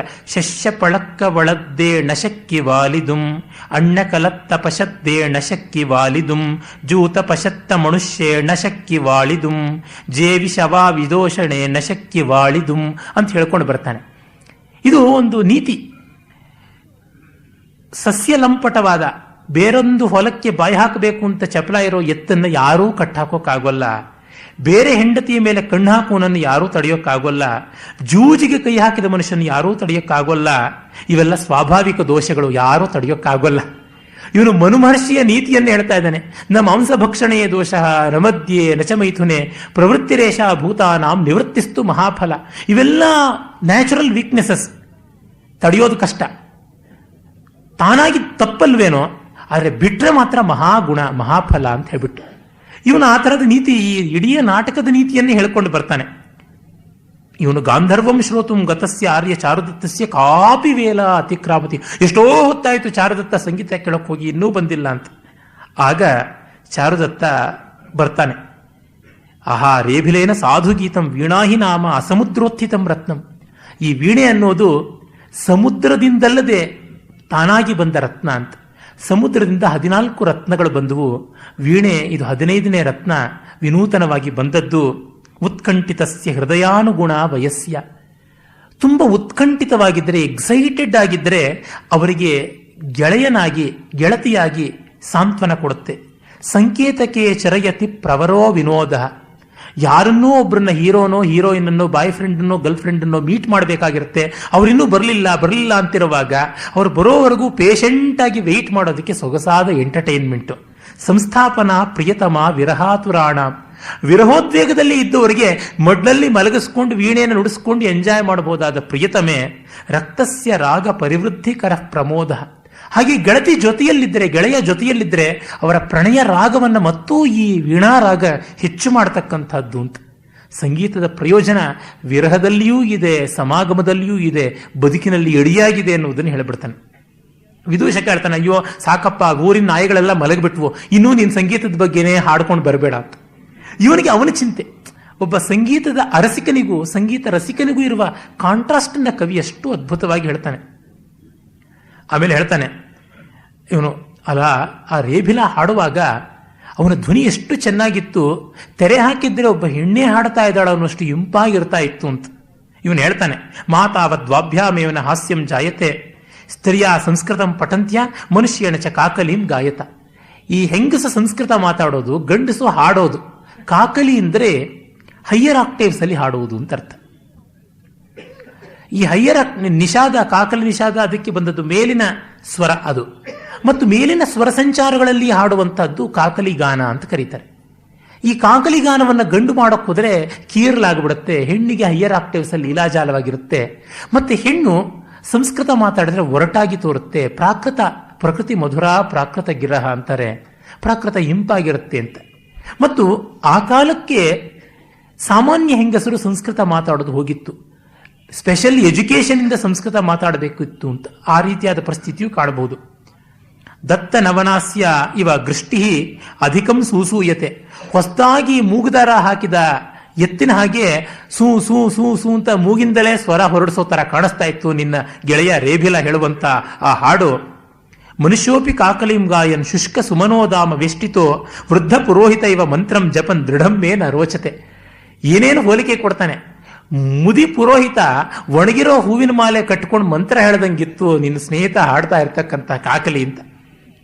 ಹಾಗೆಲ್ಲ ಹೇಳಬೇಡ. ಅವನ ಹಾಡು ಹೇಗಿತ್ತು? ರಕ್ತಂಚ ನಾಮ ಮಧುರಂಚ ಸಮಂ ಸ್ಫುಟಂಚ ಭಾವಾಂಚಿತಂಚ ಲಲಿತಂಚ ಮನೋಹರಂಚ ಕಿಂವಾ ಪ್ರಶಸ್ತ ವಚನೈರ್ ಬಹುಭಿರ್ಮದುಕ್ತೈ ಅಂತರ್ಹಿತ ಯದಿ ಭವೇ ಧ್ವನಿತೇತಿ ಮನ್ಯೆ. ಹಾಗೆ ಹೇಳಬೇಡ. ತುಂಬಾ ರಕ್ತವಾಗಿ ಪ್ರೀತಿಪೂರ್ಣವಾಗಿತ್ತು. ಆ ಹಾಡಿನಲ್ಲಿ ಯಾವುದೋ ಪ್ರೀತಿ ತೋರ್ತಾ ಇತ್ತು, ಮಧುರವಾಗಿತ್ತು ಮತ್ತು ವಿಷಮವಾದ ಲಯ ಅಲ್ಲ, ಸಮವಾದ ಲಯದಲ್ಲಿತ್ತು. ಮತ್ತು ಆ ಲಯವಾದರೂ ಯಾರಿಗೂ ಗ್ರಹಿಸುವಂತೆ ಸ್ಫುಟವಾಗಿತ್ತು. ಸ್ವರ ಸಂಕ್ರಮ ಕೂಡ ಗೊಂದಲವಾಗಿರಲಿಲ್ಲ ಮತ್ತು ಭಾವಾನ್ವಿತವಾಗಿತ್ತು. ಆ ಸಾಹಿತ್ಯದ ಭಾವ ಮತ್ತು ಅದರ ಸ್ವರ ಸಂಕ್ರಮ ಗತಿ ಲಲಿತವಾಗಿತ್ತು. ಎಲ್ಲ ಮನಸ್ಸನ್ನು ಆಕರ್ಷಿಸುವಂತೆ ಇತ್ತು.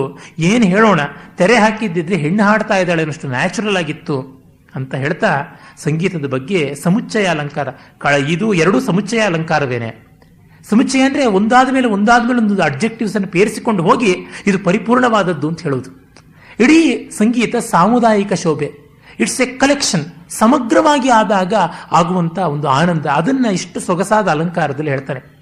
ತಂತಸ್ಯ ಸ್ವರ ಸಂಕ್ರಮಂ ಮೃದುಗಿರ ಶ್ಲಿಷ್ಟಂಚ ತಂತ್ರೀಸ್ವನಂ ವರ್ಣಾನಾಪಿ ಮೂರ್ಛನಾಂತರಗತಂ ತಾರಂ ವಿರಾಮೇ ಮೃದುಂ ಹೇಲಾ ಸಂಯಮಿತಂ ಪುನಶ್ಚ ಲಲಿತಂ ರಾಗಾದ್ವಿರುಚ್ಚಾರಿತಂ ಯತ್ಸತ್ಯಂ ವಿರತೇಪಿ ಗೀತ ಸಮಯೇ ಗಚ್ಚಾಮಿ ಶೃಣ್ವನ್ನಿವ. ಫ್ಯಾಂಟಾಸ್ಟಿಕ್ ಪದ್ಯ. ಆ ಸ್ವರಗಳ ಸಂಕ್ರಮ, ಒಂದಾದ ಮೇಲೆ ಒಂದು ಸ್ವರಗಳನ್ನ ದಾಟುವ ರೀತಿ ಇದೆಯಲ್ಲ, ದಾಟು ಸ್ವರಗಳು ಅಂತ ಹೇಳ್ತಾರೆ. ಆ ದಾಟು ಸ್ವರಗಳನ್ನು ಎರ್ರಾಬಿರಿಯಾಗಿ ದಾಟಿದರೆ ಎಲ್ಲೋ ಎಡವದಂಗೆ ತೋರುತ್ತೆ. ಸಮವಾಗಿ ಕ್ರಮವಾಗಿ ಮೃದು ಗಿರಹ ಮತ್ತು ಉಚ್ಚಾರಣೆಯಲ್ಲಿ ಈ ತಮಿಳುನಾಡಿನ ಸಂಗೀತಗಾರರು ತುಂಬಾ ಸಾಹಿತ್ಯವನ್ನು ಜಗೀತಾರೆ. ಹಾಗೆ ಜಗಿಯುವಂಥದ್ದಲ್ಲ, ಮೃದುವಾಗಿ ಹೇಳ್ತಾ ಇದ್ದಂಥ ಮಾತುಗಳು. ಶ್ಲಿಷ್ಟಂಚ ತಂತ್ರೀಸ್ವನಂ, ವೀಣೆಯ ನಾದದ ಜೊತೆಗೆ ಬೆಸೆದು ಹೋಗ್ತಾ ಇತ್ತು ಕಂಠಸ್ವರ. ಹಿಂದೆ ಎಲ್ಲ ವೀಣೆಯನ್ನು ನುಡಿಸಿಕೊಂಡು ಹಾಡಬೇಕಾಗಿತ್ತು. ಬರೀ ವೀಣೆ ನುಡಿಸಿದ್ರೆ ಯಾರೂ ಕೇಳ್ತಾ ಇರಲಿಲ್ಲ, ಬರೀ ಹಾಡಿದ್ರು ಯಾರೂ ಕೇಳ್ತಾ ಇರಲಿಲ್ಲ. ಗಾನ ವಾದನ ಎರಡೂ ಕೂಡ ಒಟ್ಟಿಗೆ ಹೋಗಬೇಕಾಗಿತ್ತು. ಅದು ಪ್ರಾಚೀನ ಸಂಗೀತ ಪದ್ಧತಿ. ಅಂಥದ್ದು ಆ ಕಾಲದಲ್ಲಿ ಇದ್ದದ್ದು. ಹಾಗಾಗಿ ಆ ವೀಣೆಯ ಶ್ರುತಿಯ ಜೊತೆಗೆ ಧ್ವನಿಯೂ ಕೂಡ ಬಹಳ ಸರಿಯಾಗಿ ಸೇರ್ತಾ ಇತ್ತು. ಶ್ರುತಿಯ ಜೊತೆಗೆ ಮಾತ್ರ ಅಲ್ಲ, ನಾದದ ಜೊತೆಗೂ. ಅದು ಸ್ವನ ಅಂತ. ಇಲ್ಲದೇ ಇದ್ರೆ ತಂತ್ರಿ ಶ್ರುತಿಂ ಅಂತ ಹೇಳ್ಬೋದಾಗಿತ್ತು. ತಂತ್ರಿ ಸ್ವನಂ ಅಂದ್ರೆ ನಾದ. ಆ ವೀಣೆಯ ನಾದ ಕಣಿ ಇರುತ್ತಲ್ಲ, ಆ ಕಣಿಯ ನಾದ ಇತ್ತು. ಆ ರೀತಿಯಾದ ಕಂಠ. ವರ್ಣಾನಾಮಪಿ ಮೂರ್ಛನಾಂತರಗತಂ ತಾರಂ ವಿರಾಮೇ ಮೃದು. ವರ್ಣ ಅನ್ನುವುದಕ್ಕೆ ಹಾಡು ಅಂತ ಒಂದು ಅರ್ಥ ಉಂಟು, ಮತ್ತೆ ಇನ್ನೊಂದು ಆ ಸಾಹಿತ್ಯದ ಅಕ್ಷರಗಳು ಅಂತ ಆ ಥರದ್ದು ಉಂಟು. ಎರಡೂ ತಗೋಬಹುದು. ಮೂರ್ಛನಾಂತರಗತಂ, ಇದು ಹಾಗೆ ತಗೊಂಡಾಗ ನನಗನ್ಸುವುದು ಸಾಹಿತ್ಯದ ಅಕ್ಷರಗಳು ಅಂತಲೇ ತಗೊಳ್ಬೇಕು ಅಂತ. ಸಾಹಿತ್ಯದ ಅಕ್ಷರಗಳು ಮೂರ್ಛನಾಂತರ್ಗತ. ಮೂರ್ಛನ ಅಂದ್ರೆ ಆ ರಾಗದ ಆರೋಹ ಅವರೋಹ. ಆ ಆರೋಹ ಅವರೋಹಗಳ ಜೊತೆಗೆ ಆ ಒಂದು ಸಾಹಿತ್ಯಾಕ್ಷರಗಳು ಎಷ್ಟು ಚೆನ್ನಾಗಿ ಮ್ಯಾಚ್ ಆಗ್ತಾ ಇದ್ವು ಅಂತಂದ್ರೆ, ಎಷ್ಟೋ ಬಾರಿ ಈ ಸಾಹಿತ್ಯಕ್ಕೂ ಸ್ವರಕ್ಕೂ ತುಂಬ ವಿಜಾತೀಯತೆ ಬಂದುಬಿಡುತ್ತೆ. ಆಯಾ ಸಾಹಿತ್ಯಾಕ್ಷರಕ್ಕೆ ಆಯಾ ಸಂಗೀತಾಕ್ಷರ ಸೇರಿಕೊಂಡು ಬರಬೇಕು, ಆಗಲೇ ಸಂಗೀತಕ್ಕೆ ಸೊಗಸು. ತಾರಂ ವಿರಾಮೇ ಮೃದು, ತಾರವಾಗಿ ನಿಲ್ಲಿಸಿದಾಗ ಮುಕ್ತಾಯ ಅದು ಕರ್ಕಶವಾಗಿರ್ತಾ ಇರಲಿಲ್ಲ. ಕೆಲವರು ಹೈ ಪಿಚ್ಚಲ್ಲಿ ಹಾಡಿದ್ರೆ ಕಿವಿಗೆ ದಬ್ಬಣ ತಿವಿದಂತೆ ಇರುತ್ತೆ. ಹಾಗಾಗದೇ ಇತ್ತು. ಹೇಲಾ ಸಂಯಮಿತಂ ಪುನಶ್ಚ ಲಲಿತಂ. ಅದೇ ತರಹ ಹಾಡುವುದೊಳಗೆ ಒಳ್ಳೆ ಕಂಟ್ರೋಲ್ ಇತ್ತು. ಎರ್ರಾಬಿರ್ರಿ ಹಾಡುವಂಥದ್ದಲ್ಲ. ಕಂಟೈನ್ಡ್ ಆಗಿ ಬರುತ್ತೆ ಅಂತ 10 ಸಂಗತಿ ದಬ ದಬ ದಬ ಅಂತ ಗೇರ್ ಸೊಪ್ಪೆ ತರ ಸುರಿ ಇದೆ. ಹದ ನೋಡಿ, ಕ್ರಮ ನೋಡಿ ಅದನ್ನ ವಿಸ್ತರಿಸುವಂತಹದ್ದಿತ್ತು. ಮತ್ತು ಅವೆಲ್ಲವೂ ಲಲಿತವಾಗಿದ್ವು. ಲಲಿತ ಅಂತಂದ್ರೆ ಪೃಥಕ್ ಸೌಂದರ್ಯ, ಸಮುದಾಯ ಸೌಂದರ್ಯ ಎರಡೂ ಚೆನ್ನಾಗಿರುವಂಥದ್ದು. ಬಿಡಿ ಇಡಿ ಎರಡೂ ರೀತಿ ಚೆನ್ನಾಗಿರುವುದು. ದ್ವಿರುಚ್ಚಾರಿತಂ, ಅದು ಎರಡೆರಡು ಬಾರಿ ಸಂಗತಿಯನ್ನು ಹಾಡ್ತಾ ಇದ್ದಿತ್ತು. ಇವತ್ತಿಗೂ ಹಾಗೆ ಹಾಡ್ತಾರೆ. ಎರಡೆರಡು ಬಾರಿ ಸಂಗತಿಗಳನ್ನ ಹಾಡಿಕೊಂಡು ಹೋಗ್ತಾ ಇದ್ದಿದ್ದು ಬಹಳ ಚೆನ್ನಾಗಿತ್ತು. ಯತ್ ಸತ್ಯಂ ವಿರತೇಪಿ ಗೀತ ಸಮಯೇ ಗಚ್ಚಾಮಿ ಶೃಣ್ವನ್ನಿವ. ನಿಜವಾಗಿ ಹೇಳ್ತೀನಿ, ಆ ಸಂಗೀತ ಮುಗಿದ ಮೇಲೂ ನಾನು ಸಂಗೀತ ಕೇಳ್ತಾ ಇದ್ದೀನಾ ಅನ್ನೋ ಥರ ಅನ್ಸುತ್ತೆ. ಆ ಗುಂಗು ಹಾಗೆ ಇದೆ ಅಂತ, ದ ಲಿಂಗರಿಂಗ್ ಮ್ಯೂಸಿಕ್ ಅಂತಾರಲ್ಲ, ಹಾಗಿತ್ತು ಅಂತಾನೆ. ಇಷ್ಟು ಚೆನ್ನಾಗಿ ಈ ಹೊತ್ತಿನ ಸಂಗೀತ ವಿಮರ್ಶಕರು ವಿಮರ್ಶೆ ಮಾಡಿದ್ರೆ ಎಷ್ಟು ಚೆನ್ನಾಗಿರ್ತಾ ಇತ್ತು. ಚಾರುದತ್ತನಿಗೆ ಅಂಥ ಒಳ್ಳೆಯ ಸಂಗೀತ ವಿಮರ್ಶನೆ ಕೂಡ ಇತ್ತು. ಆಮೇಲೆ ಹೇಳ್ತಾನಪ್ಪ ಸಾಕು, ಇನ್ನು ಹೋಗೋಣ, ಇನ್ನು ಕತ್ತಲಾಯಿತು, ಚಂದ್ರ ಉದಯಿಸಿದ್ದಾನೆ, ಅವನು ಮುಳುಗೋಗ್ಬಿಡ್ತಾನೆ, ಹಾಗಾಗಿ ಬೇಗ ಹೋಗೋಣ ಅಂತ. ಆಗ ಅವನು ಆ ಚಂದ್ರನ ನೋಡ್ಕೊಂಡು ಹೇಳ್ತಾನೆ, ಜಲಾವ ಗಾಢಸ್ಯ ವನದ್ವೀಪಸ್ಯ ತೀಕ್ಷ್ಣಂ ವಿಷಾಣಾಗ್ರಂ ವಿವಾವಶಿಷ್ಟಂ. ಈ ಹೊತ್ತಿಗಾಗಲೇ ನೋಡಿ ಪೂರ್ಣಿಮೆ ಕಳೆದಿದೆ, ಕೃಷ್ಣ ಪಕ್ಷಕ್ಕೆ ಹತ್ತಿರ ಬರ್ತಾ ಇದ್ದೀವಿ. ಹಾಗಾಗಿ ಆನೆ ಒಂದು ನೀರಿನಲ್ಲಿ ಮುಳುಗುವಾಗ ತನ್ನ ದಂತಗಳನ್ನು ಕ್ರಮಕ್ರಮವಾಗಿ ಮುಳುಗಿಸ್ಕೊಂಡು ಹೇಗೆ ಹೋಗಿ ತೋರುತ್ತೋ ಹಾಗೆ ಚಂದ್ರಬಿಂಬ ಕಾಣಿಸ್ತಾ ಇತ್ತು ಅಂತ. ಅಂದರೆ ಮೊದಲನೇ ಅಂಕಕ್ಕೂ ಇಲ್ಲಿಗೂ ಸಾಮಾನ್ಯ ಒಂದು ಪಕ್ಷದಷ್ಟು ವ್ಯತ್ಯಾಸ ಆಗಿದೆ ಅಂತ. ಒಂದು 10-15 ದಿವಸ ನಮ್ಮ ಸಂಸ್ಕೃತ ಕವಿಗಳು ನಾಟಕದ ಅಂಕಗಳೊಳಗೆ ಕಾಲ ತೋರಿಸುವುದಿದೆಯಲ್ಲ, ಅದಕ್ಕೆ ಚೆನ್ನಾಗಿ ಖಗೋಳಶಾಸ್ತ್ರ ಬಲ್ಲವರಾಗಿರಬೇಕು ವಿಮರ್ಶಕರು. ಆಕಾಶದಲ್ಲಿ ಚಂದ್ರ ಹೇಗೆ ಸಂಚರಿಸ್ತಾನೆ, ನಕ್ಷತ್ರಗಳು ಯಾವ ಥರ ಮೂಡುತ್ತವೆ, ಇದು ಗೊತ್ತಿರಬೇಕು. ಇದನ್ನು ಶಾಕುಂತಲದಲ್ಲಿ ನಾವು ಕಾಣ್ತೀವಿ, ಕಾಳಿದಾಸನ ಮೇಘದೂತದಲ್ಲಿ ತುಂಬ ಚೆನ್ನಾಗಿ ಕಾಣ್ತೀವಿ, ಮತ್ತು ವಿಶಾಖದತ್ತನ ಮುದ್ರಾರಾಕ್ಷಸದಲ್ಲಿ ತುಂಬ ಅದ್ಭುತವಾಗಿ ಕಾಣ್ತೀವಿ.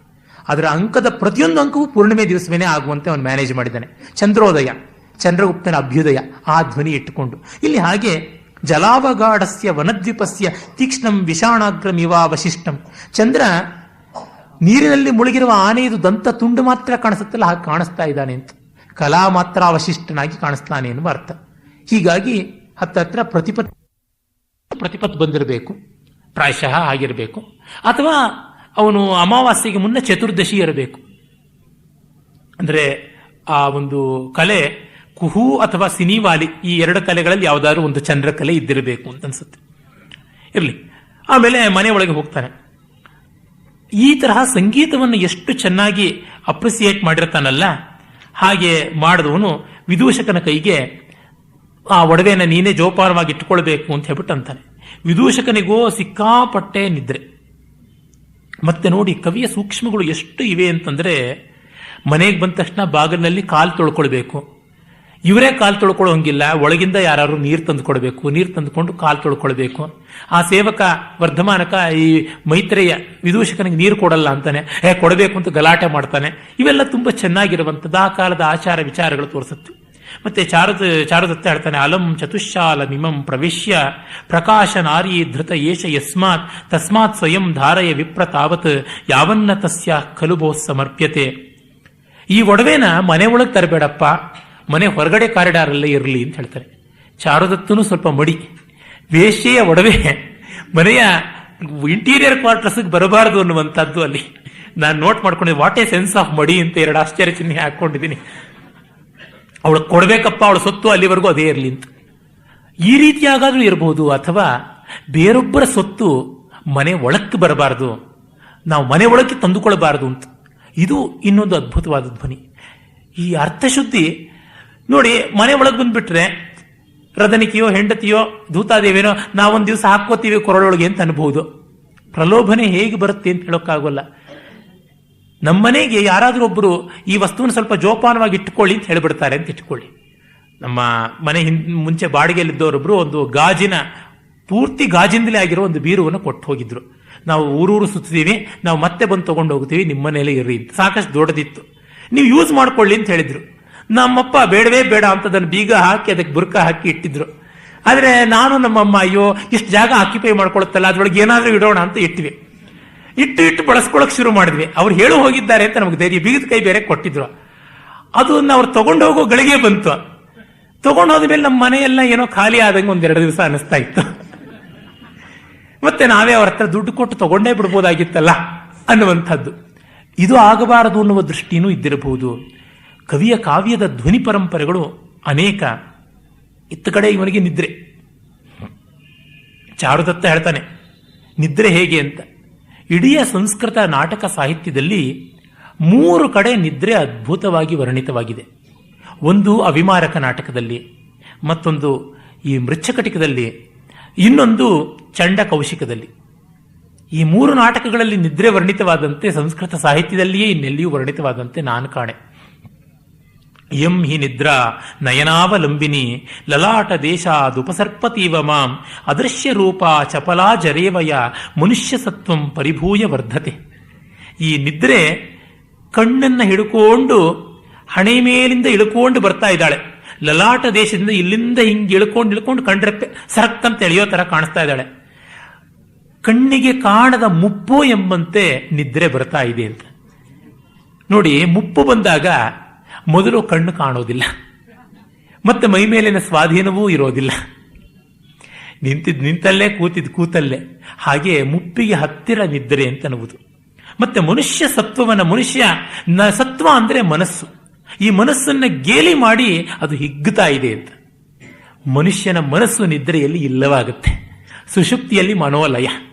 ಹಾಗಾಗಿ ಅದರಿಂದಲೇ ಅದು ವರ್ಧಿಸುತ್ತೆ ಅಂತ. ನಿದ್ರೆಯಲ್ಲಿ ಮನೋಲಯ ಆಗದೆ ಇದ್ರೆ ನಮಗಾದರೂ ವರ್ಧನ ಹೇಗಾಗುತ್ತೆ, ಸಂತೋಷ ಹೇಗಾಗುತ್ತೆ? ಅದಕ್ಕೆ ವೇದಾಂತದ ಬೇಕಾದಷ್ಟು ಮೀಮಾಂಸೆ ಇದೆ, ಬೇಡ. ಆಮೇಲೆ ಇವನು ವಿದೂಷಕನು ನಾನು ಮಲ್ಕೋತೀನಿ ಅಂತ ಮಲ್ಕೊಂಡ್ಬಿಡ್ತಾನೆ. ಇತ್ತ ಕಡೆ ಅವನು ಕಳ್ಳ ಬರ್ತಾನೆ. ಅವನು ಹೇಳ್ಕೊತಾನೆ, ನಾನು ನನ್ನ ಮೈಯನ್ನ ಹೇಗೆ ಬೇಕು ಹಾಗೆ ಶಿಕ್ಷಾ ಬಲೇನ ಚ ಕರ್ಮ ಮಾರ್ಗಂ ಗಚ್ಚಾಮಿ ಭೂಮಿ ಪರಿಸರ್ಪಣ ಘೃಷ್ಟ ಪಾರ್ಶ್ವೋ ನಿರ್ಮುಚ್ಯಮಾನ ಇವ ಜೀರ್ಣ ತನುರ್ಭುಜಂಗ.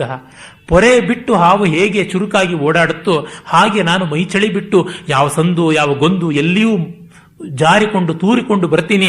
ಅದಕ್ಕೆ ಎಜುಕೇಶನ್ ಆಗಿದೆ ಅಂತ. ಇವನು ಚೋರ ವಿದ್ಯೆಯನ್ನು ಶಾಸ್ತ್ರೀಯವಾಗಿ ಗುರುವಿನ ಹತ್ರ ಕಲಿತವನು. ಅದೆಲ್ಲ ಬರುತ್ತೆ.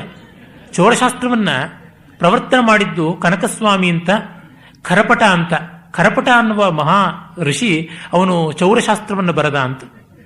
ಈ ಪಲ್ಲವ ಮಹೇಂದ್ರವರ್ಮನ ಮತ್ತವಿಲಾಸದಲ್ಲಿ ಒಂದು ಕಡೆ ಬರುತ್ತೆ. ಒಬ್ಬ ಬೌದ್ಧ ಭಿಕ್ಷು ನಮೋ ಸಮ್ಮಾ ಸಂಬುದ್ಧಾಯ ಅಂತ ಹೇಳ್ಕೊಂಡು ಬಂದ್ರೆ, ನಹಿ ನಮೋ ಖರಪಟಾಯ ಇತಿ ವಕ್ತವ್ಯಂ ತ್ವಯ ಅಂತ. ಯಾಕೆ ಅಂದ್ರೆ ಬುದ್ಧ ವೇದಾಂತದಿಂದ ಎಲ್ಲ ಕದ್ಕೊಂಡು ಹೋಗಿದ್ದು. ಹಾಗಾಗಿ ನಿನ್ನ ಗುರು ಕಳ್ಳ, ಅದರಿಂದ ನೀನು ಕಳ್ಳಂಗ್ ನಮಸ್ಕಾರ ಅಂತ ಹೇಳಬೇಕು ಅಂತ ಕಾಪಾಲಿಕ ಹೇಳ್ತಾನೆ. ಇಲ್ಲಿ ಹಾಗೆ ಇವನು ಖರಪಟದಿಂದ ಕಲಿತದ್ದು ಅಂತ. ಮತ್ತೆ ಕಳ್ಳರಿಗೆ ಅಧಿದೇವತೆ ಸುಬ್ರಹ್ಮಣ್ಯ ಸ್ವಾಮಿ. ಮನೆ ದೇವರ ಸುಬ್ರಹ್ಮಣ್ಯ ಇದ್ರೆ ಈಗಲೇ ಎಚ್ಚೆತ್ಕೊಂಡ್ಬಿಡಿ. ಸ್ಕಂದ ಕಳ್ಳರ ಅಧಿದೇವತೆ. ಸ್ಕಂದ ದೇವ ಸೇನಾಪತಿಯೂ ಹೌದು. ಗ್ರೀಕರಿಗೂ ಭಾರತೀಯರಿಗೂ ತುಂಬ ಸಂಬಂಧ ಉಂಟು ಅಂತ ಎಷ್ಟೋ ಬಾರಿ ನಾನು ಈ ವೇದಿಕೆಯಲ್ಲಿ ಹೇಳಿದ್ದೀನಿ. ಗ್ರೀಕರ ಯುದ್ಧ ದೇವತೆ ಏರೀಸ್. ಹಾಗೆ ದೇವರಾಜನಾದ ಜ್ಯೂಸನಿಗೆ ತುಂಬ ಬಲಗೈ ಬಂಟನಾಗಿ ಇರತಕ್ಕಂಥ ಹರ್ಮೀಸ್, ಅವನು ಕೂಡ ಯುದ್ಧದಲ್ಲಿ ತುಂಬ ಸಹಕಾರ ಮಾಡ್ತಕ್ಕಂಥವನು, ತುಂಬ ಚುರುಕಾಗಿರುವವನು ಬಾಲಕ. ಅವನು ಬಾಲಕ ಯುದ್ಧ ಪ್ರವಣ ಮತ್ತು ಸ್ಯೂಸ್ ದೇವನಿಗೆ ತುಂಬಾ ಅನ್ಯೋನ್ಯವಾಗಿರ್ತಕ್ಕಂಥವನು ಹರ್ಮೀಸ್ ಅಂತ. ಅವನು ಹರ್ಮೀಸ್ ಕಳ್ಳರ ಅಧಿದೇವತೆ, ಇವನು ಬಾಲಕ ಸುಬ್ರಹ್ಮಣ್ಯ. ಅದಕ್ಕೆ ಸರಿಯಾಗಿರುವಂತಹ ಒಂದು ಕೌಂಟರ್ ಪಾರ್ಟ್ ಅಂತ ಅನ್ಸುತ್ತೆ. ಅವನು ಹೇಳ್ತಾನೆ, ಈ ಕತ್ತಲು ನಮ್ಮ ತಾಯಿ ಸಮಾನ ಅಂತ. ನೃಪತಿ ಪುರುಷ ಶಂಕಿತ ಪ್ರಚಾರಂ ಪರಗ್ರಹ ದೂಷಣ ನಿಶ್ಚಿತೈಕ ವೀರಂ ಘನತಿಮಿರ ನಿರುದ್ಧ ಸರ್ವಭಾವ ರಜನಿರಿಯಂ ಜನನೀವ ಸಂವೃಣೋತಿ. ಯಾವ ಪೊಲೀಸರಿಗೆ, ರಕ್ಷಕರಿಗೆ, ಯಾರಿಗೂ ಸಿಕ್ಕಾಕೊಳ್ಳದೆ ಬೇರೆಯವರ ಬೈಗಳಿಂದಲೂ ಕೂಡ ತಪ್ಪಿಸಿಕೊಂಡು ನಮ್ಮನ್ನ ಈ ಕತ್ತಲು ಸರ್ವಭಾವಗಳಿಂದಲೂ ಕಾಪಾಡ್ತಾ ಇದೆ. ರಾತ್ರಿನೇ ನಮ್ಮ ತಾಯಿ ಅಂತ. ನೋಡಿ, ಆಗ ಮೊದಲನೇ ಅಂಕದಲ್ಲಿ ಚಂದ್ರ ರಾಜಮಾರ್ಗ ಪ್ರದೀಪ ಗ್ರಹಣ ಪರಿವಾರ ಅಂತೆಲ್ಲ ಚಂದ್ರನ ಕೊಂಡಾಡ್ದ. ಈ ಚಂದ್ರನಿಂದಲೇ ಸಂತೋಷ ನಮಗೆ. ಚಂದ್ರನಿಗೆ ರಾಜ, ರಾತ್ರಿಯ ರಾಜ ಅಂತ. ಈಗ ಚಂದ್ರ ಇಲ್ಲದ್ದು. ಅವತ್ತು ಚಂದ್ರ ಏಕಕಲಾವಶಿಷ್ಟ ಅಂತ ಹೇಳಿದೆ. ಚತುರ್ದಶಿಯೋ ಬಹುಳ ಚತುರ್ದಶಿಯೋ ಅಥವಾ ಶುಕ್ಲ ಪ್ರತಿಪತ್ತೋ ಆಗಿರಬೇಕು ಅಂತ. ಅಂದರೆ ಕತ್ತಲು ತುಂಬ ಚೆನ್ನಾಗಿದೆ ಅಂತ ಅರ್ಥ. ಈ ಕತ್ತಲಿನಲ್ಲಿ ಬಂದಿದ್ದಾನೆ ಕವಿ. ಎಷ್ಟು ಚೆನ್ನಾಗಿ ಮ್ಯಾಚ್ ಮಾಡಿದ್ದಾನೆ. ಬೇರೆ ಎಷ್ಟೋ ಜನ ಕವಿಗಳು ಚಂದ್ರೋದಯ ಮತ್ತೊಂದು ವರ್ಣನೆ ಮಾಡಿಬಿಟ್ಟು ಕಳ್ಳನ್ನ ಕತ್ತಲೆ ಎಲ್ಲ ಇತ್ತು ಅಂತ ಮಾಡ್ತಾರೆ. ಕನ್ಸಿಸ್ಟೆನ್ಸಿ ಇದೆಯಲ್ಲ, ಅದು ಬಹಳ ಮುಖ್ಯ. ಈ ಸಂದರ್ಭದಲ್ಲಿ ಏನೆಲ್ಲ ಹೇಳಬೇಕು ಅಂತ ಗುರ್ತು ಮಾಡ್ಕೊಂಡಿದ್ದೀನಿ. ನಿಮಗೆ ಎಷ್ಟು ಕಸಿವಿಸಿ ಆಗಲಿ ಕಷ್ಟವಾಗಲಿ ನಾನು ಹೇಳಿ ಮುಗಿಸೋದೇ ಸೈ. ವಾಮನ ಆಲಂಕಾರಿಕ ಗ್ರೇಸರಲ್ಲಿ ಒಬ್ಬ 8ನೇ ಶತಾಬ್ದಿಯಲ್ಲಿ ಇದ್ದವನು ಕಾಶ್ಮೀರದಲ್ಲಿ. ಅವನು ಕಾವ್ಯಾಲಂಕಾರ ಸೂತ್ರವೃತ್ತಿ ಅಂತ ಬರೆದ. ಅವನೊಬ್ಬನೇ ಒಬ್ಬ ಆಲಂಕಾರಿಕ ಶೂದ್ರಕನ ಪದ್ಯಗಳನ್ನು ಉದಾಹರಿಸುವನು. ಇನ್ನು ಕೇವಲ ನಾಟಕ ಲಕ್ಷಣಕಾರರು ಮಾತ್ರ ಶೂದ್ರಕನ್ನು ಕೊಂಡಾಡ್ತಾರೆ. ಕಾವ್ಯ ಮೀಮಾಂಸಕರಲ್ಲಿ ಇವನೊಬ್ಬನೇ ವಾಮನ ಮಾತ್ರ ಕಾವ್ಯಾಲಂಕಾರ ಸೂತ್ರವೃತ್ತಿಯಲ್ಲಿ ಇವನ ಒಂದೆರಡು ಪದ್ಯಗಳನ್ನು ಉಲ್ಲೇಖಿಸಿ ಅರ್ಥವ್ಯಕ್ತಿಯ ಗುಣಗಳಲ್ಲಿ, ಅರ್ಥಗುಣಗಳಲ್ಲಿ ಒಂದು ಶ್ಲೇಷ ಅಂತ ಅದನ್ನು ಹೇಳ್ತಾನೆ. ಘಟನಾ ಶ್ಲೇಷ. ಶ್ಲೇಷ ಅಂದರೆ ಘಟನೆ, ಸಂಯೋಜನೆ. ಆ ಗುಣಕ್ಕೆ ಏನು ಅರ್ಥ? ಕ್ರಮ ಕೌಟಿಲ್ಯಾನುಲ್ಬಣತ್ವ ಉಪಪತ್ತಿ ಯೋಗೋ ಘಟನಾ ಸಹ ಶ್ಲೇಷ ಅಂತ. ಕ್ರಮ ಮತ್ತು ಕೌಟಿಲ್ಯ ಇವೆರಡನ್ನು ಸಮತೂಕವಾಗಿ ಮತ್ತು ಸಂಯುಕ್ತಿಕವಾಗಿ ಸಾಧಿಸುವಂಥದ್ದೇ ಶ್ಲೇಷ ಅಂತ. ಅದು ಘಟನೆ, ಅದೇ ಶ್ಲೇಷ ಅಂತ. ಏನು ಹಾಗಂದರೆ ಕ್ರಮ ಅಂದರೆ ಅನೇಕ ಕ್ರಿಯೆಗಳನ್ನು ವ್ಯವಸ್ಥಿತವಾಗಿ ಒಂದಾದ ಮೇಲೆ ಒಂದು ಕೊಡುವುದು ಅಂತ. ಕೌಟಿಲ್ಯ ಅಂದರೆ ಹಾಗೆ ಕೊಡುವಲ್ಲಿ ಒಂದು ಚಮತ್ಕಾರ ಇಡುವಂಥದ್ದು ಅಂತ. ಇದು ಎರಡನ್ನ ಇಟ್ಟುಕೊಂಡು ಘಟನೆಗಳನ್ನು ಯಾರು ನಿರ್ಮಾಣ ಮಾಡ್ತಾರೋ ಅವರ ರಚನೆಯಲ್ಲಿ ಶ್ಲೇಷ ಇದೆ ಅಂತ. ಇಂತಹ ಶ್ಲೇಷ ಅಂದರೆ ಡಬಲ್ ಮೀನಿಂಗ್ ಅಂತನ್ನುವ ಅರ್ಥ ಅಲ್ಲ, ಇಡೀ ಪ್ರಬಂಧಕ್ಕೆ ಅನ್ವಯಿಸಿದ್ದು ಅಂತ ಹೇಳ್ತಾ ಉದಾಹರಣೆ ಕೊಡ್ತಾನೆ. ಶೂದ್ರಕಾದಿ ರಚಿತೇಶು ಪ್ರಬಂಧೇಶು ಅಸ್ಯ ಭೂಯಾನ್ ಪ್ರಪಂಚೋ ದೃಶ್ಯತೆ ಅಂತ. ಶೂದ್ರಕನಂಥ ಮಹಾಕವಿಗಳ ಕಾವ್ಯಗಳಲ್ಲಿ ಇದು ತುಂಬ ಕಾಣಿಸುತ್ತೆ ಅಂತ. ಮೃಚ್ಛಕಟಿಕದಲ್ಲಿ ಈ ಶ್ಲೇಷ ತುಂಬ ಕಾಣಿಸುತ್ತೆ. ಅಂದರೆ ಘಟನಾ ಸೌಂದರ್ಯ, ಎಷ್ಟು ಘಟನೆಗಳು ಒಂದಾದ ಮೇಲೆ ಒಂದು ಬರುತ್ತೆ ಅಂತ. ಅವನು ಹಾಗೆ ಆ ಶರ್ವಿಲಕ ಕಳ್ಳ ಬರ್ತಾನೆ. ಅವನು ಕಳ್ಳತನ ಮಾಡೋದು ತನ್ನ ಲವ್ವರ್ನ ಬಿಡಿಸ್ಕೊಳ್ಳೋದಿಕ್ಕೆ ಅಂತ ದುಡ್ಡು ಕೊಟ್ಟು. ಅವನು ಹೇಳ್ತಾನೆ, ಇದು ಕೆಟ್ಟ ಕೆಲಸ, ಕಾಮಂ ನೀಚಮಿದಂ ವದಂತು ಪುರುಷಾಹ ಸ್ವಪ್ನೇಚ ಯದ್ವದ್ರತೆ, ಇದು ಕನಸದಲ್ಲೂ ಮಾಡಬಾರದ್ದು ಅಂತೆಲ್ಲ ಆಕ್ಷೇಪ ಮಾಡ್ತಾರೆ. ಆದರೂ ನಾನು ಏನು ಮಾಡಲಿ? ಮಾರ್ಗೋ ಹ್ಯೇಷ ನರೇಂದ್ರ ಸೌಪ್ತಿಕ ವಧೆ ಪೂರ್ವಂ ಕೃತೋ ದ್ರೌಣಿನ. ಈ ಮಾರ್ಗವನ್ನು ಬ್ರಾಹ್ಮಣೋತ್ತಮನಾದ ಅಶ್ವತ್ಥಾಮನೇ ನಂಗೆ ತೋರಿಸ್ಕೊಟ್ಬಿಟ್ಟಿದ್ದಾನೆ. ಸೌಪ್ತಿಕ ಪರ್ವದಲ್ಲಿ ಅಶ್ವತ್ಥಾಮ ಕತ್ತಲಿನಲ್ಲಿ ಪಾಂಡವರ ಶಿಬಿರ ಹೊಕ್ಕು ಉಪಪಾಂಡವರನ್ನ, ಚೇಕಿತಾನನನ್ನ, ಮತ್ತೆ ದುಷ್ಟದ್ಯುಮ್ನನನ್ನ, ಯುಧಾನನನ್ನ, ದೃಪದನನ್ನ ಎಲ್ಲರನ್ನೂ ಕೊಂದುಬಿಟ್ನಲ್ಲ. ಹಾಗಾಗಿ ಅದೇ ನನಗೆ ದೊಡ್ಡ ದಾರಿ ಅಂತ. ಈ ಅಶ್ವತ್ಥಾಮನಿಗೆ ಅದನ್ನು ಕಲಿಸ್ಕೊಟ್ಟಿದ್ದು ಒಂದು ಗುಬೆ. ಅದೇ ಗುರು ಅಂತ ಅಶ್ವತ್ಥಾಮ ಹೇಳ್ಕೊತಾನೆ.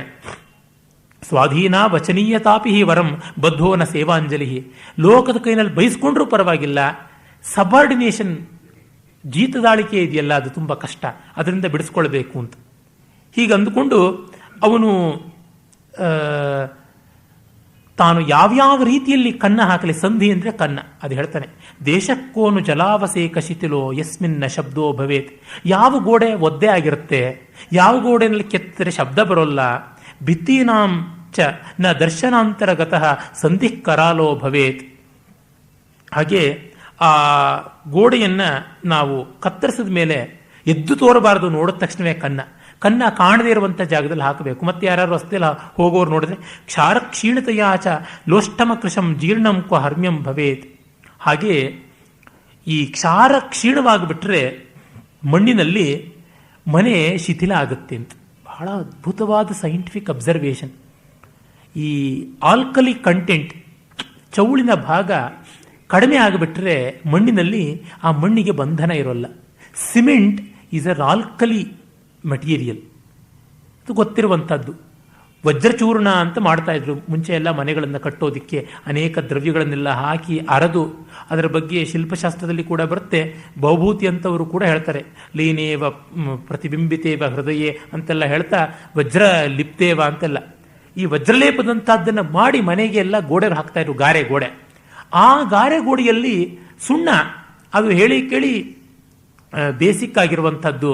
ಆಲ್ಕಲಿ ಅರ್ತ್ ಮೆಟಲ್ಸ್ಗೆ ಸಂಬಂಧಪಟ್ಟಂಥದ್ದೇ ಕ್ಯಾಲ್ಸಿಯಂ ಕಾರ್ಬೊನೇಟ್. ಈ ಥರ ಎಲ್ಲಿ ಆ ಸುಣ್ಣದ ಶಕ್ತಿ ಕಡಿಮೆ ಆಗುತ್ತೋ ಗೋಡೆ ಪುಸಕಲಾಗುತ್ತೆ. ಆ ಗೋಡೆ ಯಾವುದು ಅಂತ ಹುಡುಕೊಂಡು ಹೋಗ್ತೀನಿ ಅಂತ ಮಹಾರಾಜ ಶೂದ್ರಕ ಎಷ್ಟೆಲ್ಲ ವಿಜ್ಞಾನ ವಿಷಯಗಳಲ್ಲಿ ನುರಿತಿದ್ದ ಅನ್ನೋದು ಗೊತ್ತಾಗುತ್ತೆ. ಕಸ್ಮಿನ್ ಸ್ತ್ರೀಜನ ದರ್ಶನಂಚ ನಭವೇತ್ ಸ್ಯಾದರ್ಥ ಸಿದ್ಧಿಶ್ಚಮೆ. ಎಲ್ಲಿ ಹೆಂಗಸರು ಕಾಣಿಸೋಲ್ಲ ಅಂತ ಕಡೆ ಕನ್ನ ಹಾಕಬೇಕು ಅಂತ.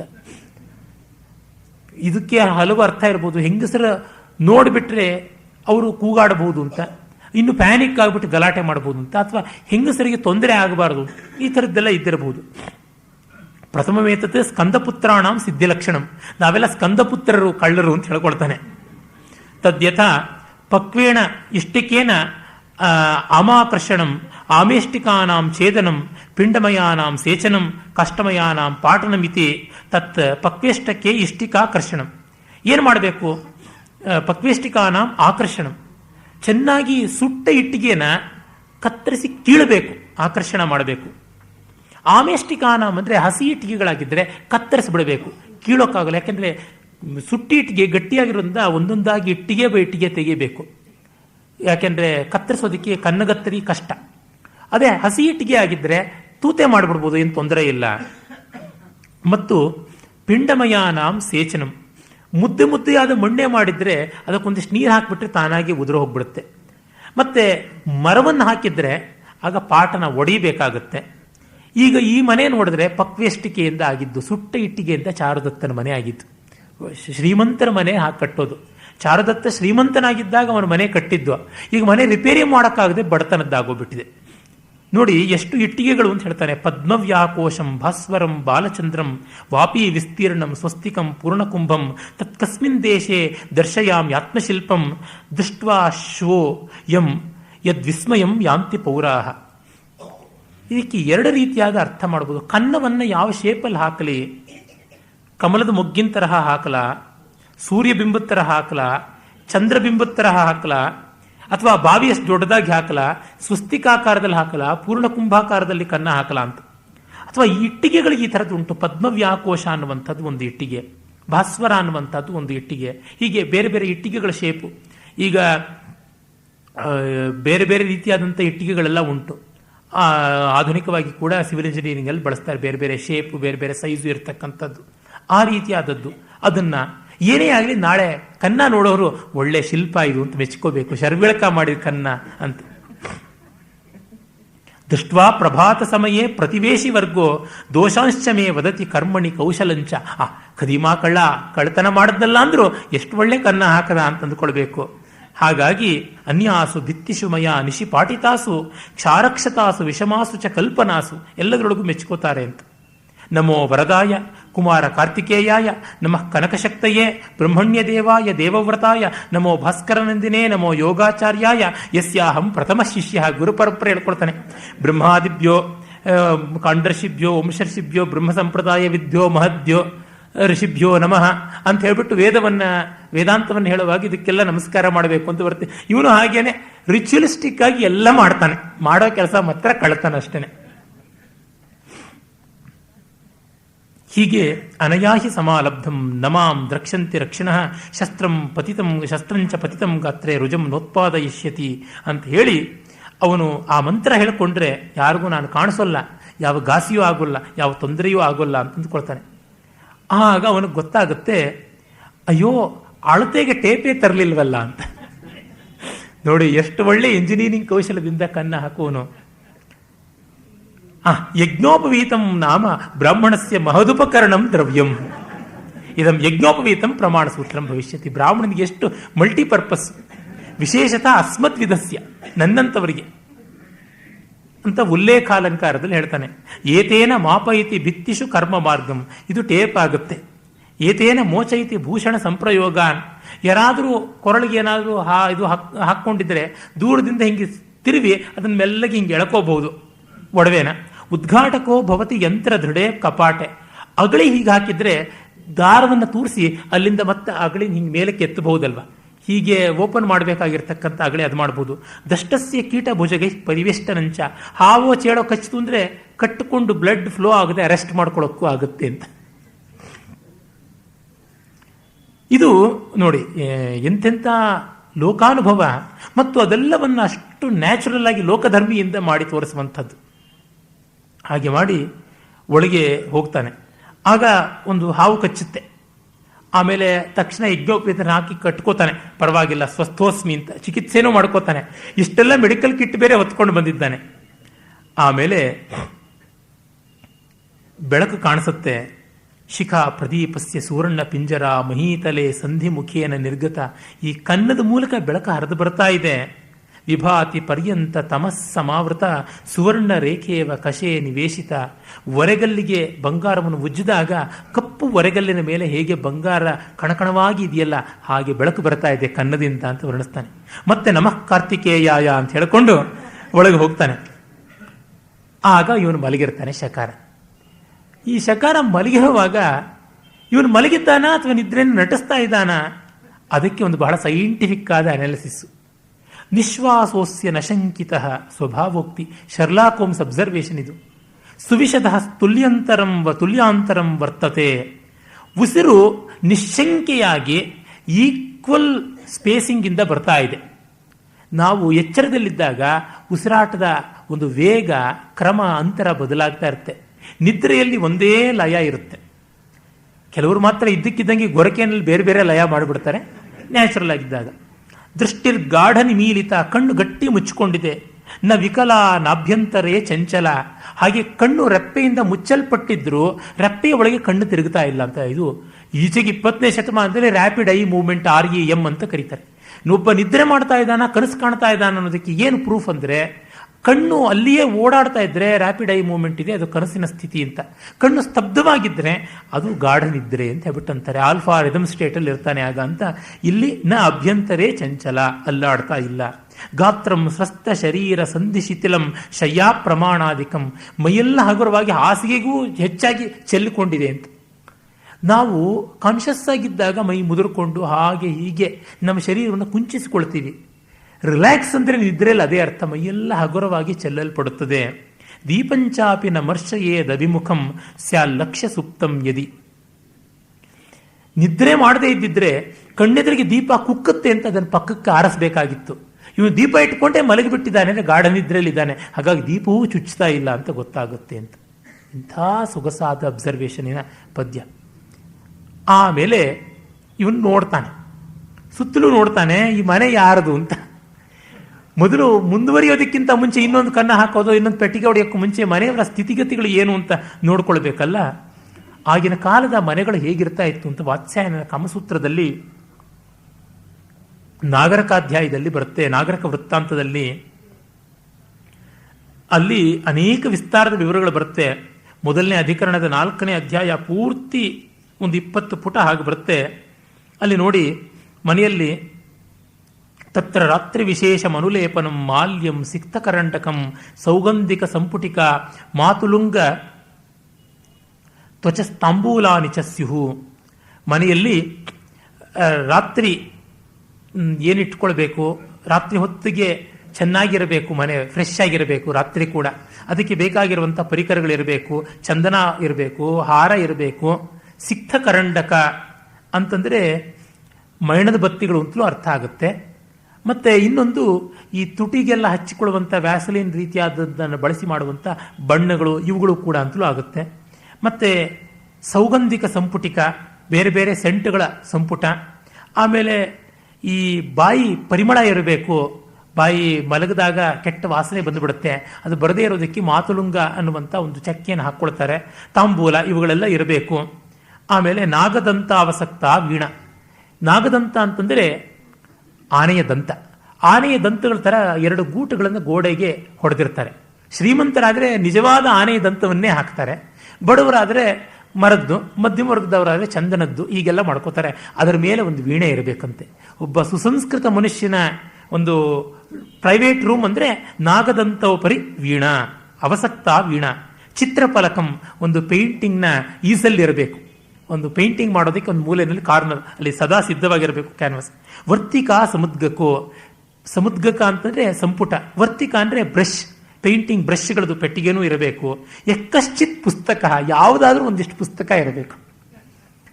ನನ್ನ ಸ್ನೇಹಿತರೊಬ್ಬರ ಬೆಡ್ರೂಮನ್ನು ನಾನು ನೋಡಿದ್ದೆ. ಅವರು ಹಾಸಿಗೆ ಪಕ್ಕ ಸಾಕಷ್ಟು ಪುಸ್ತಕಗಳನ್ನು ಇಟ್ಟುಕೊಂಡಿದ್ರು.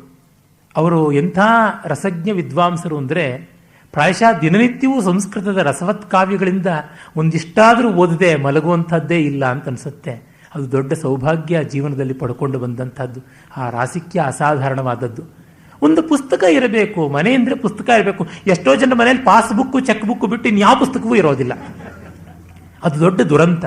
ಆ ಥರದ್ದಿರಬೇಕು. ನಾತಿ ದೂರೇ ಭೂಮೌ ವೃತ್ತಾಸ್ತರಣಂ ವೃತ್ತಾಸ್ತರಣಂ ಸಮಸ್ತಕಂ, ವರ್ತುಲವಾಗಿ ಹಾಸಿರ್ತಕ್ಕಂಥ ಈ ಇದು ಇರಬೇಕು. ಬೇರೆ ಬೇರೆ ಚಾಪೆಗಳ ಇವುಗಳಿಂದ ಮಾಡಿರ್ತಕ್ಕಂಥದ್ದು ಮತ್ತು ಜಿಂಕೆ ಇತ್ಯಾದಿಗಳ ಚರ್ಮದಿಂದ ಮಾಡಿರ್ತಕ್ಕಂಥ ಆಸನ ಅವುಗಳಿರಬೇಕು.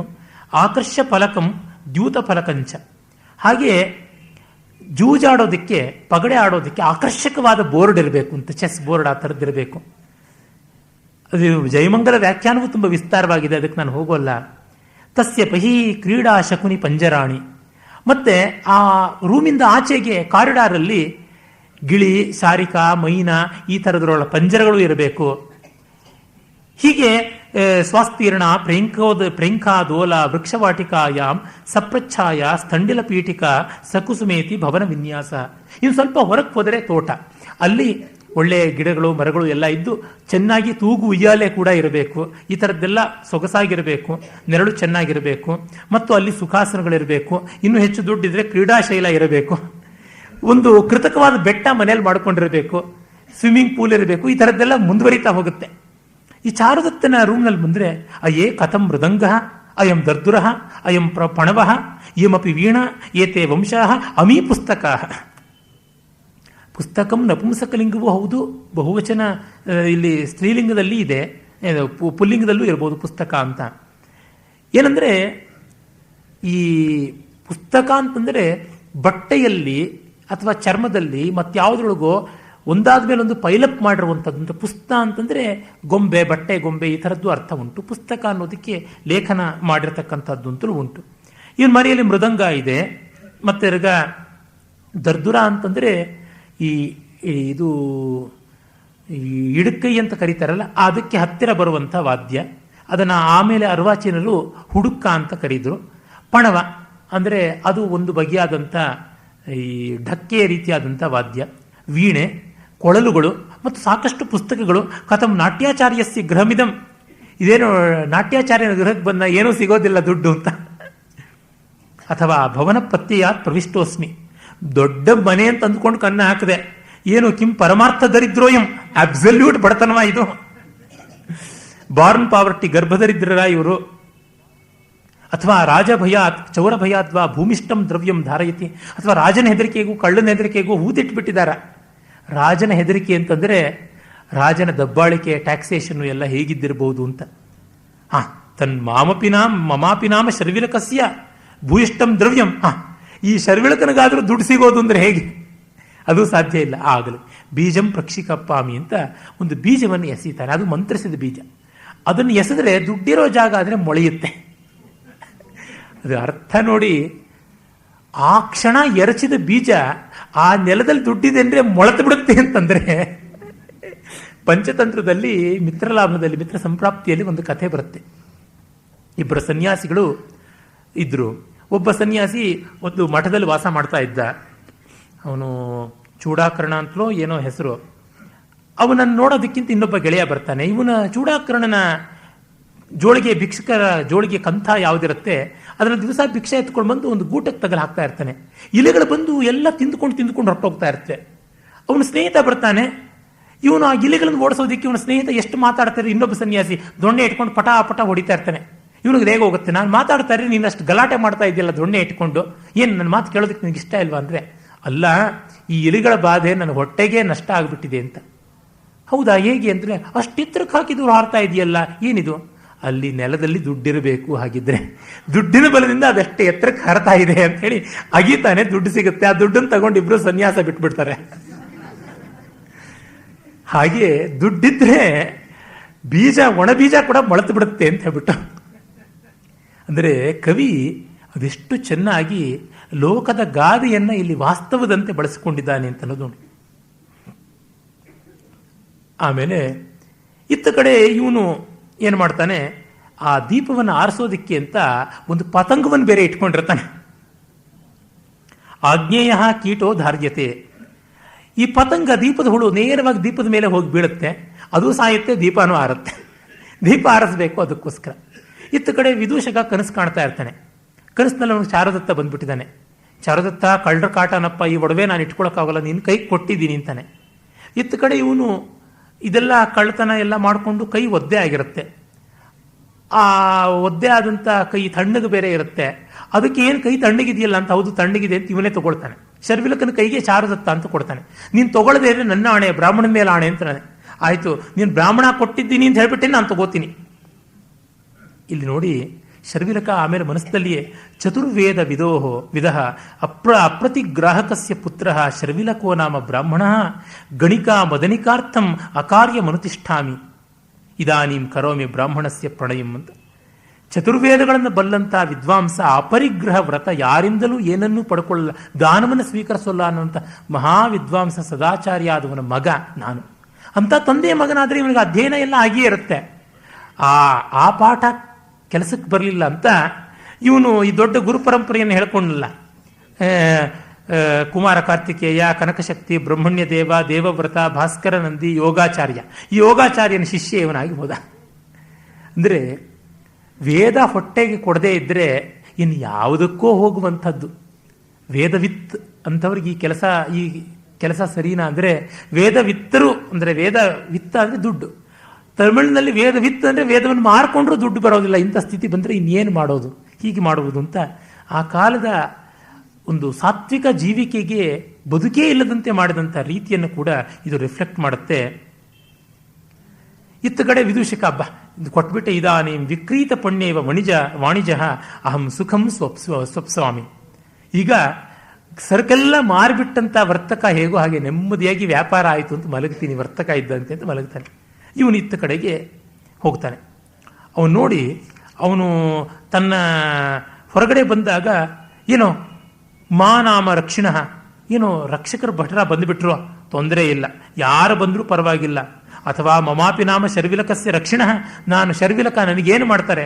ಮಾರ್ಜಾರ ಕ್ರಮಣೆ, ನಡೆಯೋದ್ರೊಳಗೆ ಬೆಕ್ಕು, ಮೃಗ ಪ್ರಸರಣೆ, ಓಡುವುದರೊಳಗೆ ಜಿಂಕೆ, ಶೇನೋ ಗ್ರಹಾಲುಂಚನೆ, ಹದ್ದಿನ ಕಣ್ಣಿಂದ ಹಿಡ್ಕೊಳ್ಳೋದ್ರೊಳಗೆ ಹದ್ದು, ಸುಪ್ತ ಸುಪ್ತ ಮನುಷ್ಯ ವೀರ್ಯ ತುಲನೇಶ್ವ, ಮಲಗಿರುವ ಎದ್ದಿರುವ ಮನುಷ್ಯರುಗಳ ಲೆಕ್ಕ ಹಾಕಿ ಅಳೆಯೋದ್ರೊಳಗೆ ನಾಯಿ, ಸರ್ಪಣೆ ಪನ್ನಗಹ, ತೆವಳೋದ್ರೊಳಗೆ ಹಾವು, ಮಾಯಾ ರೂಪ ಶರೀರ ವೇಷ ರಚನೆ ವಾಗ್ದೇಶ ಭಾಷಾಂತರೇ, ನಾನು ಮಾಯಾ ರೂಪ ಶರೀರ ವೇಷ ರಚನೆಗಳನ್ನು ಮಾಡ್ಕೋತೀನಿ, ದೇಶ ಭಾಷೆಗಳ ಬೇರೆ ಬೇರೆ ರೀತಿಗಳು ಡೈಲೆಕ್ಟ್ಸ್ ಆಡ್ತೀನಿ. ದೀಪೋ ರಾತ್ರಿಷು, ರಾತ್ರಿ ದೀಪ ನಾನು. ಸಂಕಟೇಶು ಡುಡುಬ, ಡುಂಡುಬ ಅಂತಂದರೆ ಒಂದು ಬಗೆಯ ಹಾವು. ಅದು ಯಾವುದೇ ರೀತಿಯ ಕಷ್ಟಗಳಲ್ಲಿ ಕೂಡ ಅಲ್ಲಾಡದೆ ತನ್ನ ಪಾಡಿಗೆ ತಾನು ಸುರುಳಿ ಸುತ್ತಕೊಂಡಿದ್ದು ಬಿಡುತ್ತೆ. ಅದು ಎಲ್ಲವನ್ನು ಸಹಿಸಿಕೊಳ್ಳುತ್ತೆ. ವಾಜಿ ಸ್ಥಲೆ, ನೆಲದಲ್ಲಿ ಓಡಾಡುವಾಗ ಕುದುರೆ, ನೌರ್ಜಲೆ, ನೀರಿನಲ್ಲಿ ಓಡಾಡುವಾಗ ನೌಕೆ ಇದ್ದಂತೆ ನಾನು ಹೀಗೆ ಅಂತ ಹೇಳ್ಕೊಂಡು ಹೋಗ್ತಾನೆ. ಮುಂದೆ ಅವನು ಬೇಕಾದಷ್ಟು ಪ್ರಾಣಿಗಳನ್ನು ತನ್ನ ಜೊತೆಗೆ ಹೋಲಿಕೆಗೆ ತಗೋತಾನೆ. ಹೀಗೆ ಅವನು ಒಂದು ದೊಡ್ಡ ಕಳ್ಳತನದ ವಿಸ್ತಾರ ಮಾಡ್ತಾನೆ. ಕೆಲವರೆಲ್ಲ ಆಕ್ಷೇಪ ಮಾಡ್ತಾರೆ, ಶೂದ್ರಕ ಅತಿ ವಿಸ್ತಾರ ಅಂತ. ನನಗೆ ಇನ್ನೂ ವಿಸ್ತಾರ ಮಾಡಬೇಕಾಗಿತ್ತು ಇವನು ಅಂತ ಅನ್ಸುತ್ತೆ. ಒಂದು ಇಡೀ ಬದುಕನ್ನು ತೋರಿಸುವಾಗ ಇದು ಎಂಥ ಮಹಾವಿಸ್ತಾರ ಅಂತ, ಇದು ಖಂಡಿತ ವಿಸ್ತಾರ ಅಲ್ಲ ಅಂತ ಅನ್ಸುತ್ತೆ. ಇತ್ತ ಕಡೆ ಚಾರುದತ್ತ ಬರ್ತಾನೆ. ಕಳ್ಳ ಅಂತ ಗೊತ್ತಾಗುತ್ತೆ, ಕೂಗಾಟ ಕೇಳಿಸುತ್ತೆ, ಬರ್ತಾನೆ. ಅವಳ ರದನಿಕೇನೆ ಪಾಪ ಕೂಗೋದು. ಹೆಂಗಸರ ಕಣ್ಣಿಗೆ ಬಿದ್ದರೆ ಕಷ್ಟ ಅಂತ ಹೇಳಿದ್ನಲ್ಲ, ಹೆಂಗಸರ ಕಣ್ಣಿಗೆ ಅವನು ಬಿದ್ದ ಅನ್ಸುತ್ತೆ. ಅವಳು ಕೂಗ್ಕೋತಾಳೆ, ಹಾದಿಕ್ ಹದ್ದಿ ಅಮ್ಮಾಣಂಗೆ ಸಂಧಿಂ ಕಪ್ಪಿಯ ಚೋರೋ ಚೋರೋ ನಿಷ್ಕ್ರಮತಿ ಚೋರ ನಿಷ್ಕ್ರಾಂತ, ನಮ್ಮನೆಯಲ್ಲೇ ಕಳ್ಳತನ ಮಾಡಿಕೊಂಡು ಕನ್ನ ಹಾಕಿ ಹೊಟ್ಟೋಗ್ತಾ ಇದ್ದಾನಲ್ಲ ಕಳ್ಳ ಅಂತ ಅವಳು ಹೇಳ್ತಾಳೆ. ಆಗ ಅವನು, ಏನಿದು ಅರ್ಥ ನೀನು ಹೇಳೋದು, ಎಲ್ಲಿ ಬಂದ ಕಳ್ಳ ಅಂತ ಇವನು ದಬಾಯಿಸ್ತಾನೆ. ಆಗ ಮಾತಿನ ಸ್ಪೂನರಿಸಮ್ ಆಗುತ್ತೆ. ಕಳ್ಳನ್ನು ಮಾಡಿ ಕನ್ನ ಓಡೋಗ್ಬಿಡ್ತಾ ಅಂತ, ಕನ್ನವನ್ನು ಮಾಡಿ ಕಳ್ಳ ಓಡೋಗ್ಬಿಟ್ಟು ಅನ್ನೋದು ಬದಲಾಗಿ ಈ ಥರದ್ದು ಹೇಳ್ತಾನೆ. ಚೋರಂ ಕೃತ್ವ ಸಂಧಿಃ ಪ್ರವಿಷ್ಟ ಅಂತ ಈ ಥರದ್ದೆಲ್ಲ ಮಾತುಗಳು ಬರುತ್ತೆ. ಆಗ ಚಾರುದತ್ತ ಹೆದರ್ಕೊಂಡು, ಅಯ್ಯಯ್ಯೋ ಇದೇನು ಗತಿ, ನಮ್ಮ ಮನೆಯಲ್ಲಿ ಹೀಗಾಯ್ತಲ್ಲ ಅಂತ ಓಡ್ ಬರ್ತಾನೆ. ಆಗ ಕನ್ನ ನೋಡ್ತಾನೆ. ಅಹೋ ದರ್ಶನೀಯೋಯಂ ಸಂಧಿ, ಆಹಾ ಈ ಕನ್ನ ನೋಡುವ ಹಾಗಿದೆ. ಉಪರಿತಲ ನಿಪಾತಿ ಎಷ್ಟಕೋಯಂ ಶಿರಸಿ ತನುರ್ ವಿಪುಲಶ್ಚ ಮಧ್ಯದೇಶೆ ಅಸದೃಶ ಜನ ಸಂಪ್ರಯೋಗ ಭೀರೋಹೋ ಹೃದಯಮಿವ ಸ್ಫುಟಿತಂ ಮಹಾಗ್ರಹಸ್ಯ. ಮೇಲೆ ಒಂದೇ ಒಂದು ಇಟ್ಟಿಗೆಯನ್ನು ತೆಗೆದಿದ್ದಾನೆ, ಮತ್ತೆ ಕೆಳಗಡೆ ವಿಸ್ತಾರವಾಗಿದೆ. ಹೀಗೆ ಮೇಲಿಂದ ಹೀಗೆ ತ್ರಿಕೋಣಾಕಾರವಾಗಿ ಹರಡಿಕೊಂಡು ಬಂದಿದೆ. ಪೂರ್ಣ ಕುಂಭದಂತೆ ಕಟ್ ಮಾಡಿರಬೇಕು ಪ್ರಾಯಶಃ. ಅಸಾಧ್ಯವಾದಂಥ ಈ ಸೊಗಸು ತುಂಬ ಚೆನ್ನಾಗಿದೆ. ಅದು ಮಾತ್ರವಲ್ಲ, ಇದರ ಸೊಗಸು ಎಷ್ಟು ಚೆನ್ನಾಗಿದೆ ಅಂತಂದರೆ, ಇಂಥ ಒಳ್ಳೆಯ ಕನ್ನ ಮಾಡಿದ ಕಳ್ಳನಿಗೆ ಏನೂ ಸಿಗೋದಿಲ್ಲವಲ್ಲ ನಮ್ಮ ಮನೆಯಲ್ಲಿ ಅಂತ ಈ ನಮ್ಮ ಮನೆಯ ಗೋಡೆಯೇ ಎದೆ ಬಿರ್ಕೊಂಡು ಹೋದಂತೆ ಕಾಣಿಸ್ತಾ ಇದೆ ಸಂಧಿ ಅಂತ. ಅಸದೃಶ ಜನ ಸಂಪ್ರಯೋಗ ಭೀರೋಹೋ ಹೃದಯಮಿವ ಸ್ಫುಟಿತಂ ಮಹಾಗ್ರಹಸ್ಯ. ಇದು ಮಹಾ ಹೃದಯವಂತನಿಗೆ ಬರೋದು. ನಮ್ಮ ಮನೆಗೆ ಏನೂ ಇಲ್ಲ ಅಂತ ಗೋಡೆಗೆ ಸಂಕಟ ಆಗಿ ಎದೆ ಹೊಡ್ಕೊಂಡು ಬಿಡ್ತಾ ಅಂತ. ಇಂಥ ಕಾವ್ಯ ಬರೆದಂಥ ಶೂದ್ರಕನ್ನ ಯಾರು ಮೆಚ್ಚೋಕ್ಕಾಗೋದಿಲ್ಲ. ಕಥಮಸ್ಮಿನ್ನಪಿ ಕರ್ಮಣಿ ಕುಶಲತಾ, ಇಂಥ ಕೆಲಸದಲ್ಲಿಯೂ ಎಷ್ಟು ಕೌಶಲ್ಯವೇ, ಕಳ್ಳನಿಗೆ ಇಂಥ ಕಲೆ ಕೌಶಲ್ಯವೇ ಅಂತ. ಆಗ ಅವನು ವಿದೂಷಕ ಹೇಳ್ತಾನೆ, ಓ ಸ್ನೇಹಿತನೇ, ಈ ಸಂಧಿಯನ್ನು ಇದನ್ನ ಯಾರೋ ಇಬ್ಬರು ಮಾತ್ರ ಮಾಡಿರೋಕೆ ಸಾಧ್ಯ. ಈ ಕನ್ನವನ್ನ ಒಬ್ಬನೋ ಈ ಊರಿಗೆ ಹೊಸಬಾದ ಕಳ್ಳ ಇರಬೇಕು, ಇಲ್ಲ ಅಪ್ರೆಂಟಿಶಿಪ್ ಟ್ರೈನಿಂಗ್ ತಗೊಳ್ಳೋಕೆ ಕಳ್ಳ ಇರಬೇಕು. ಯಾಕೆ ಅಂದರೆ ಅನ್ಯಥಾ ಉಜ್ಜಯಿನ್ಯಾಂ ಕಹ ಅಸ್ಮಾಕಂ ಗೃಹ ವಿಭವಂ ನ ಜಾನಾತಿ. ಇಲ್ಲದೆ ಉಜ್ಜಯಿನಿಯಲ್ಲಿ ನಮ್ಮನೆ ಸಂಪತ್ತು ಎಷ್ಟು ಅಂತ ಯಾವ ಕಳ್ಳನಿಗೆ ಗೊತ್ತಿಲ್ಲ ಅಂತಾನೆ. ಕನ್ನದ ಮುಂದೆ ನಿಂತ್ಕೊಂಡು ಇಷ್ಟು ಜೋಕ್ ಮಾಡ್ಕೋತಿದ್ದಾರೆ ಅಂದರೆ ಏನು ರುಚಿ ಇರುವ ಮನುಷ್ಯರು ಅಂತ ಅನಿಸುತ್ತೆ. ಆಗ ಬಹಳ ಇವನು ಹೇಳ್ತಾನೆ, ವೈದೇಶ್ಯೇನ ಕೃತೋ ಭವೇನ್ ಮಮ ಗೃಹೇ ಅಭ್ಯಸ್ಯತ ನಾಸೋ ವೇದಿತವಾನ್ ಧನೈರ್ವಿರಹಿತಂ ವಿಸ್ಲಬ್ಧ ಸುಪ್ತಂ ಜನಂ. ಅಯ್ಯೋ, ಬೇರೆ ಊರ್ನವನು ಇದನ್ನು ಮಾಡಿದ್ರೆ ಅಥವಾ ಅಭ್ಯಾಸಕ್ಕೆ ಅಂತಲೂ ಮಾಡಿದ್ರೆ ಈ ಮನೆ ಜನ ನೆಮ್ಮದಿಯಾಗಿ ವಿಸ್ಲಬ್ಧ ಸುಪ್ತಂ ನೆಮ್ಮದಿಯಾಗಿ ಮಲಗಿದ್ದಾನೆ ಅಂತ ನೋಡಿದ್ರೆ ಗೊತ್ತಾಗ್ತಿರ್ಲಿಲ್ಲ.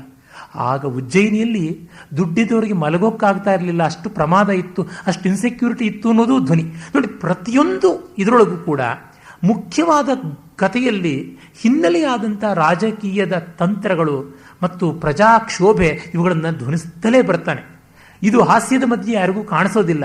ಕಣ್ಣಲ್ಲಿ ಕಣ್ಣಿಟ್ಟು ನೋಡಿದ್ರೆ ಮಾತ್ರ ಮೃಚ್ಛಕಟಿಕ ಅರ್ಥವಾಗುತ್ತವೆ. ದೃಷ್ಟ್ವಾ ಪ್ರಾಂಗ್ ಮಹತೀಂ ನಿವಾಸ ರಚನಾಂ ಅಸ್ಮಾಕಂ ಆಶಾನ್ವಿತ. ದೊಡ್ಡ ಮನೆ ಹೊರಗಡೆ ಬಿಲ್ಡಿಂಗು, ಗೋಡೆ, ಶಿಲ್ಪ ಎಲ್ಲ ನೋಡಿಬಿಟ್ಟು ಆಸೆ ಪಟ್ಕೊಂಡು ಸಂಧಿಚ್ಛೇದನ ಖಿನ್ನ ಏವ ಸುಚಿರಂ ಪಶ್ಚಾನ್ ನಿರಾಶೋಗತ. ಅಯ್ಯೋ, ಇಷ್ಟು ಒಳ್ಳೆ ಕನ್ನ ತೋಡಿ ಪಾಪ ಯಾವ ಪ್ರತಿಫಲವೂ ಇಲ್ಲದೆ ಹೋದನಲ್ಲ, ಇಷ್ಟಕ್ಕೆ ಒಳ್ಳೆ ಕೆಲಸ ಮಾಡಿ ಕಲೆ ಮಾಡಿ ಅಂತ ಅವನು ಸಂಗೀತವನ್ನು ಅಪ್ರಿಷಿಯೇಟ್ ಮಾಡಿದ್ನಲ್ಲ, ಅಷ್ಟೇ ಪ್ಯಾಷನೇಟ್ ಆಗಿ ಕನ್ನವನ್ನು ಅಪ್ರಿಷಿಯೇಟ್ ಮಾಡ್ತಾನೆ. I can't match another person of this magnanimity of heart. ನಾನು ಹೇಳಿದ್ನಲ್ಲ, ಚಾರುದತ್ತ ನಿನ್ನೆ ಸಾಮಾನ್ಯ ಶ್ರೀಸಾಮಾನ್ಯ ಅಂತ. ಈ ಶ್ರೀಸಾಮಾನ್ಯನ ಒಂದು ವಿಶೇಷವಾದ ಗುಣ ಏನಂತಂದರೆ ಯಾವುದನ್ನು ಮೆಚ್ಚುವಂಥ ಮನಸ್ಸು. ಸಾಮಾನ್ಯರಿಗೆ ತುಂಬ ಬಯಾಸಿರೋಲ್ಲ. ನೀವು ನೋಡಿ, ತುಂಬ ಬುದ್ಧಿವಂತರು, ತುಂಬ ಶ್ರೀಮಂತರು, ತುಂಬ ವಿದ್ಯಾವಂತರು, ತುಂಬ ಸ್ಥಾನದಲ್ಲಿದ್ದವರಿಗೆ ತುಂಬ ತೀವ್ರವಾದ ಬಯಾಸ.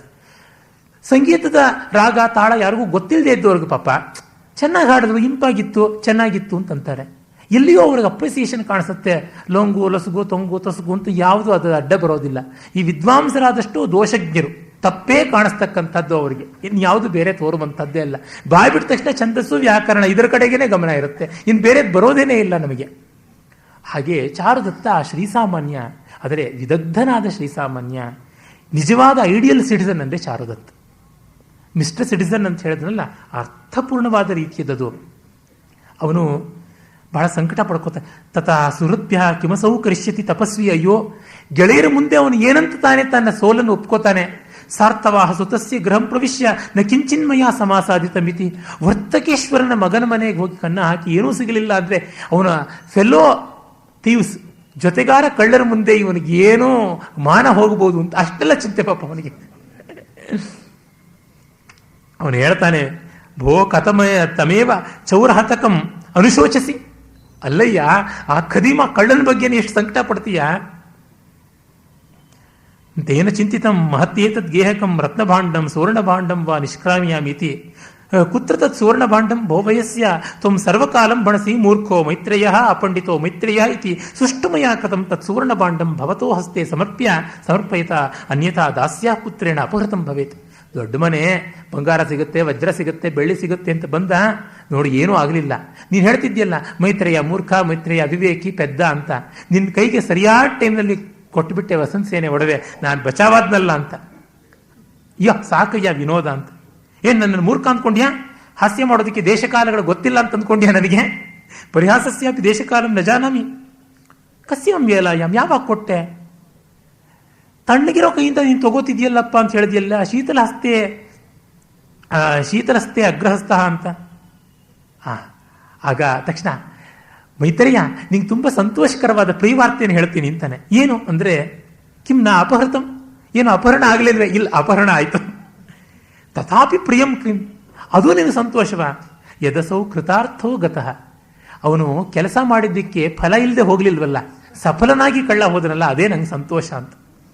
ಆಗ ನ್ಯಾಸಕ್ಕಲು ನಾಸೋಖು, ಅದು ವಸಂತ ಸೇನೆ ಒಡವೆ ಅಲ್ವೇಪ್ಪ, ನಮ್ಮದಲ್ವಲ್ಲ ಅಂತ. ಹಂತ ಕಥಂ ನ್ಯಾಸ, ಮೂರ್ಛೆ ಹೋಗ್ಬಿಡ್ತಾನೆ. ಆಮೇಲೆ ನೋಡಿ, ಅವನು ಎಬ್ಬಿಸ್ಬಿಟ್ಟು ಹೇಳ್ತಾನೆ, ಯಾಕೆ ಯಾಕೆ ಯಾರು ಕೊಟ್ಟಿದ್ದು, ಯಾರು ಸಾಕ್ಷಿ, ಇನ್ನಿಂದ ಒಡವೆ, ನಾನು ಹೋಗಿ ದಬಾಯಿಸಿ ಬರ್ತೀನಿ ಅಂತಾನೆ ವಸಂತ ಸೇನೆನ ಕೇಳಿದ್ರೆ. ಆಗ ಇಲ್ಲ, ಕಶ್ರದ್ಧಾಸ್ಯತಿ ಭೂತಾರ್ಥಂ ಸರ್ವೋ ಮಾಂ ತೂಲಯಿಷ್ಯತಿ ಶಂಕನೀಯ ಹಿ ಲೋಕೇಸ್ಮಿಂ ನಿಷ್ಪ್ರತಾಪ ದರಿದ್ರತಾ. ದಾರಿದ್ರ್ಯಕ್ಕೆ ಪ್ರತಾಪ ಇಲ್ಲ. ಬಡವ ಅಂದರೆ ತಪ್ಪು ಮಾಡಿಲ್ಲದೆ ಇದ್ರು ಅವ್ನು ತಪ್ಪು ಮಾಡಿದ್ದಾರೆ ಅಂತಾರೆ ಅಂತ. ಬಡತನದ ಬಗ್ಗೆ ಮುಂದೆ ಸುಮಾರು ಶ್ಲೋಕಗಳು ಬರುತ್ತವೆ. ಮೊದಲು ಬರುತ್ತೆ, ಅದನ್ನು ನಾಳೆ ದಿವಸ ಹೇಳ್ತೀನಿ. ಯದಿ ತಾವತ್ ಕೃತಾಂತೇನ ಪ್ರಣಯೋರ್ಥೇಶು ಮೇ ಕೃತಃ ಕಿಮಿದಾನೀಂ ನೃಶಂಸೇನ ಚಾರಿತ್ರ್ಯಮಪಿ ದೂಷಿತಂ. ಆ ಯಮ ದೇವರು ನನಗೆ ಕೃತ ಅಂತ ಅಂದರೆ ವಿಧಿ, ಆ ವಿಧಿ ನನ್ನ ಧನವನ್ನು ತಗೊಂಡು ಹೋಯ್ತು, ಆದರೆ ಈಗ ನನ್ನ ಚರಿತ್ರೆಯನ್ನು, ಕ್ಯಾರೆಕ್ಟರನ್ನು ತಗೊಂಡು ಹೋಗ್ಬಿಡ್ತಲ್ಲ, ಇದಕ್ಕಿಂತ ಸಂಕಟ ನನಗಿನ್ನೇನಿದೆ ಅಂತ. ಅಹಂ ಖಲು ಅಪಲಪಿಷ್ಯಾಮಿ, ನಾನು ಬಾಯಿ ಬಡಿತೀನಿ, ನೀನೇನು ಯೋಚನೆ ಮಾಡಬೇಡ. ಕೇನ ದತ್ತಂ ಕೇನ ಗೃಹೀತಂ ಕೋವಾ ಸಾಕ್ಷಿ, ಇದೆಲ್ಲ ನಾನು ಕೇಳ್ತೀನಿ, ಯಾವಳು ಕೊಟ್ಟಿದ್ದು ಅಂತ ಗೊತ್ತಾಗೋದಿಲ್ಲ ಅಂತ. ಅಹಮಿದಾನಿಂ ಅಮೃತಂ ಅಭಿದಾಸ್ಯೆ ಅಮೃತಂ ಅಭಿದಾಸ್ಯೆ, ಹಾಗಾದ್ರೆ ನಾನು ಸುಳ್ಳು ಹೇಳಬೇಕು ಅಂತಲೂ ನೀನು ಹೇಳ್ತೀಯಾ ಅಂತ ಕೇಳ್ತಾನೆ. ಭೈಕ್ಷ್ಯೇಣಾಪ್ಯರ್ಜಯಿಷ್ಯಾಮಿ ಪುನರ್ನ್ಯಾಸ ಪ್ರತಿಕ್ರಿಯಾಂ ಅನೃತಂ ನಾಭಿದಾಸ್ಯಾಮಿ.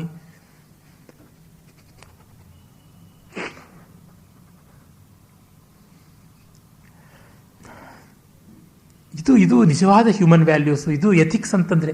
ಭಿಕ್ಷೆನಾದರೂ ಎತ್ತಿ ಆ ದುಡ್ಡನ್ನು ನಾನು ವಾಪಸ್ ಮಾಡಿಕೊಡ್ತೀನಿ, ಚಾರಿತ್ರ್ಯ ಭ್ರಂಶ ಕಾರಣಂ ನಾಭಿದಾಸ್ಯಾಮಿ, ಅರೆ ಕ್ಯಾರೆಕ್ಟರ್ ಅಸಾಸಿನೇಷನ್ಗೆ ಮಾತ್ರ ತುತ್ತಾಗೋದಿಲ್ಲ ಅಂತ ಹೇಳ್ತಾನೆ.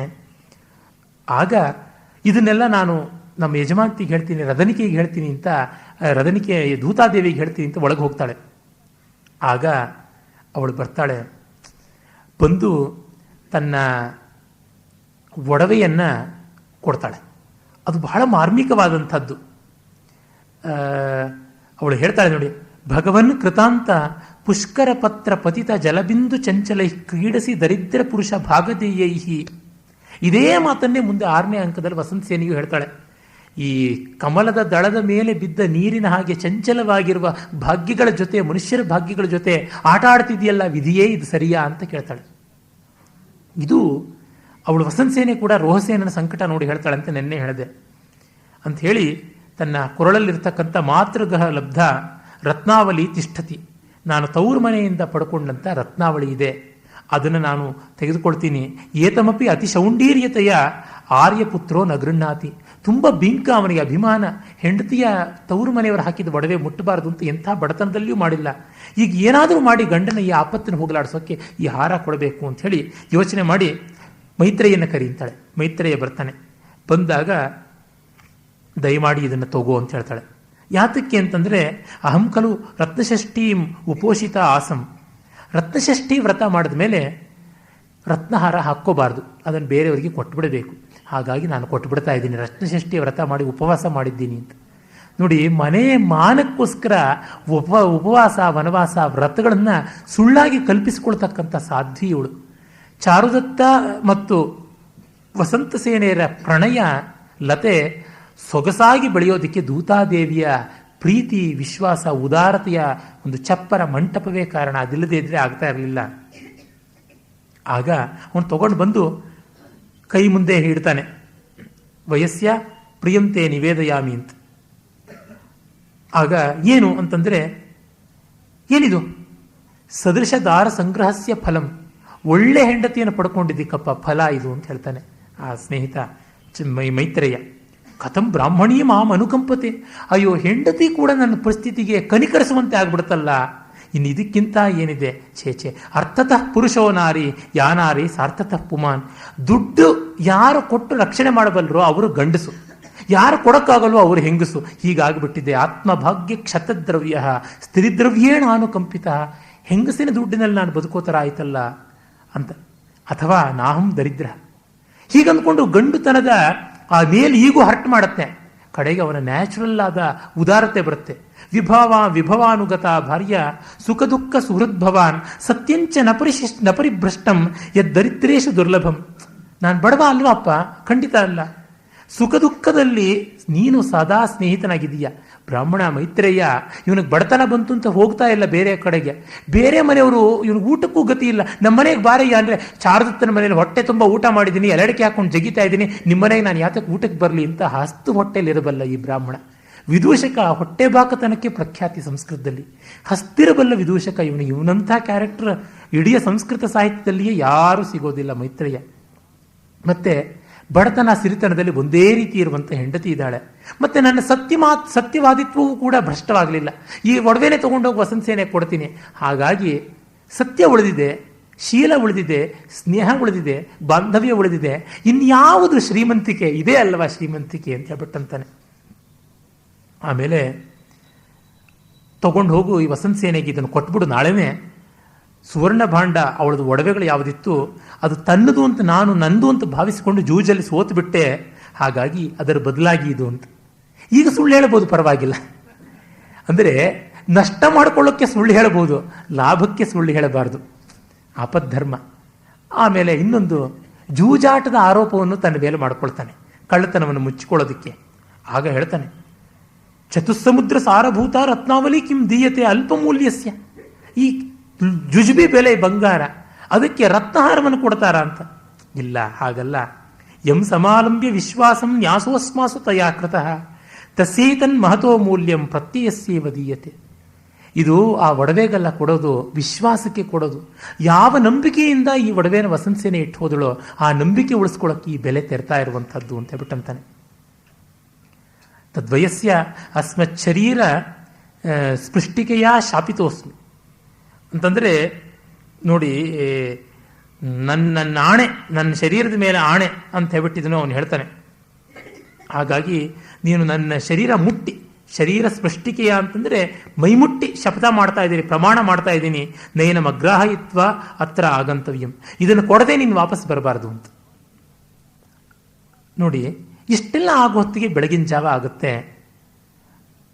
ಆಮೇಲೆ ಮತ್ತೆ ಅವನು ಯಸ್ಯ ಮಮ ವಿಭವಾನುಗತ ಭಾರ್ಯ ಸುಖ ದುಃಖ ಸುಹೃದ್ಭವಾನ್ ಸತ್ಯಂಚ ನ ಪರಿಭ್ರಷ್ಟಂ ಯದ್ದರಿದ್ರೇಶು ದುರ್ಲಭಂ ಅಂತ ಬಡವರಲ್ಲಿ ಇದಿರೋಲ್ಲ ಅನ್ನೋ ಶ್ಲೋಕನ ಮತ್ತೆ ಹೇಳ್ಕೊಳ್ತಾ, ಈಗ ಸಂಧ್ಯಾ ವಂದನೆಗೆ ಹೊತ್ತಾಗ್ತಾ ಇದೆ, ನಾನು ಸ್ನಾನ ಮಾಡಿ ಸಂಧ್ಯಾ ವಂದನೆ ಮಾಡ್ತೀನಿ ಅಂತಾನೆ.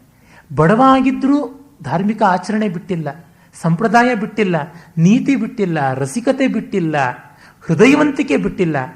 ಇಂಥವನಿಗಲ್ಲದೆ ವಸಂತಸೇನೆ ದುಡ್ಡಿಗಾಗಿಯೇ ಹುಟ್ಟಿದಂಥವಳು ಅವಳು. ದುಡ್ಡು ಕಾಸು ಮೈ ಮಾಂಸ ಮಾರುವ ಜಾಗದ ಒಳಗೆ ಇವನ ಮೇಲೆ ಅಂಥ ಪ್ರೀತಿ ಬರಬೇಕು ಅಂದರೆ ಇದು ಎಂಥ ಉದಾರತೆ. ಅದು ಮಾತ್ರ ಅಲ್ಲ, ಮುಂದೆ ಪೂರ್ತಿ ಗೊತ್ತಾಗುತ್ತೆ. ಮತ್ತೆ ಚಾರುದತ್ತ ಏನೂ ಮಾಡಲ್ಲ, ಇಡೀ ನಾಟಕದಲ್ಲಿ ಅವನು ಏನನ್ನೂ ಮಾಡಲ್ಲ, ಆದರೆ ಅವನ ಪ್ರೆಸೆನ್ಸೇ ಎಲ್ಲವನ್ನೂ ಮಾಡಿಸುತ್ತೆ. ಶುದ್ಧ ಸತ್ವ ತಾನಾಗಿ ಏನನ್ನೂ ಮಾಡಲ್ಲ, ಆದರೆ ಅದು ಎಲ್ಲಕ್ಕೂ ಕೂಡ ಆಶ್ರಯವಾಗಿರುತ್ತೆ. ವಿದ್ಯಾರಣ್ಯರ ನಾಟಕ ದೀಪ ಅನ್ನುವ ಪಂಚದಶಿ ಪ್ರಕರಣದಲ್ಲಿ ದೀಪ ಏನೂ ಮಾಡದೇ ಇದ್ರೂ ರಂಗಸ್ಥಳವನ್ನೆಲ್ಲ ಬೆಳಗಿಸುತ್ತೆ ಅಂತ, ಆ ರೀತಿಯಾಗಿ ಇಡೀ ಮೃಚ್ಛಕಟಿಕವನ್ನು ಬೆಳಗುವ ರತ್ನದೀಪ ಚಾರುದತ್ತ ಅಂಥವನಾಗಿ ಉಳಿತಾನೆ. ಇದನ್ನು ನಾವು ನಾಳೆ ಮತ್ತು ಮುಂದೆ ನೋಡೋಣ. ತತ್ಸತ್.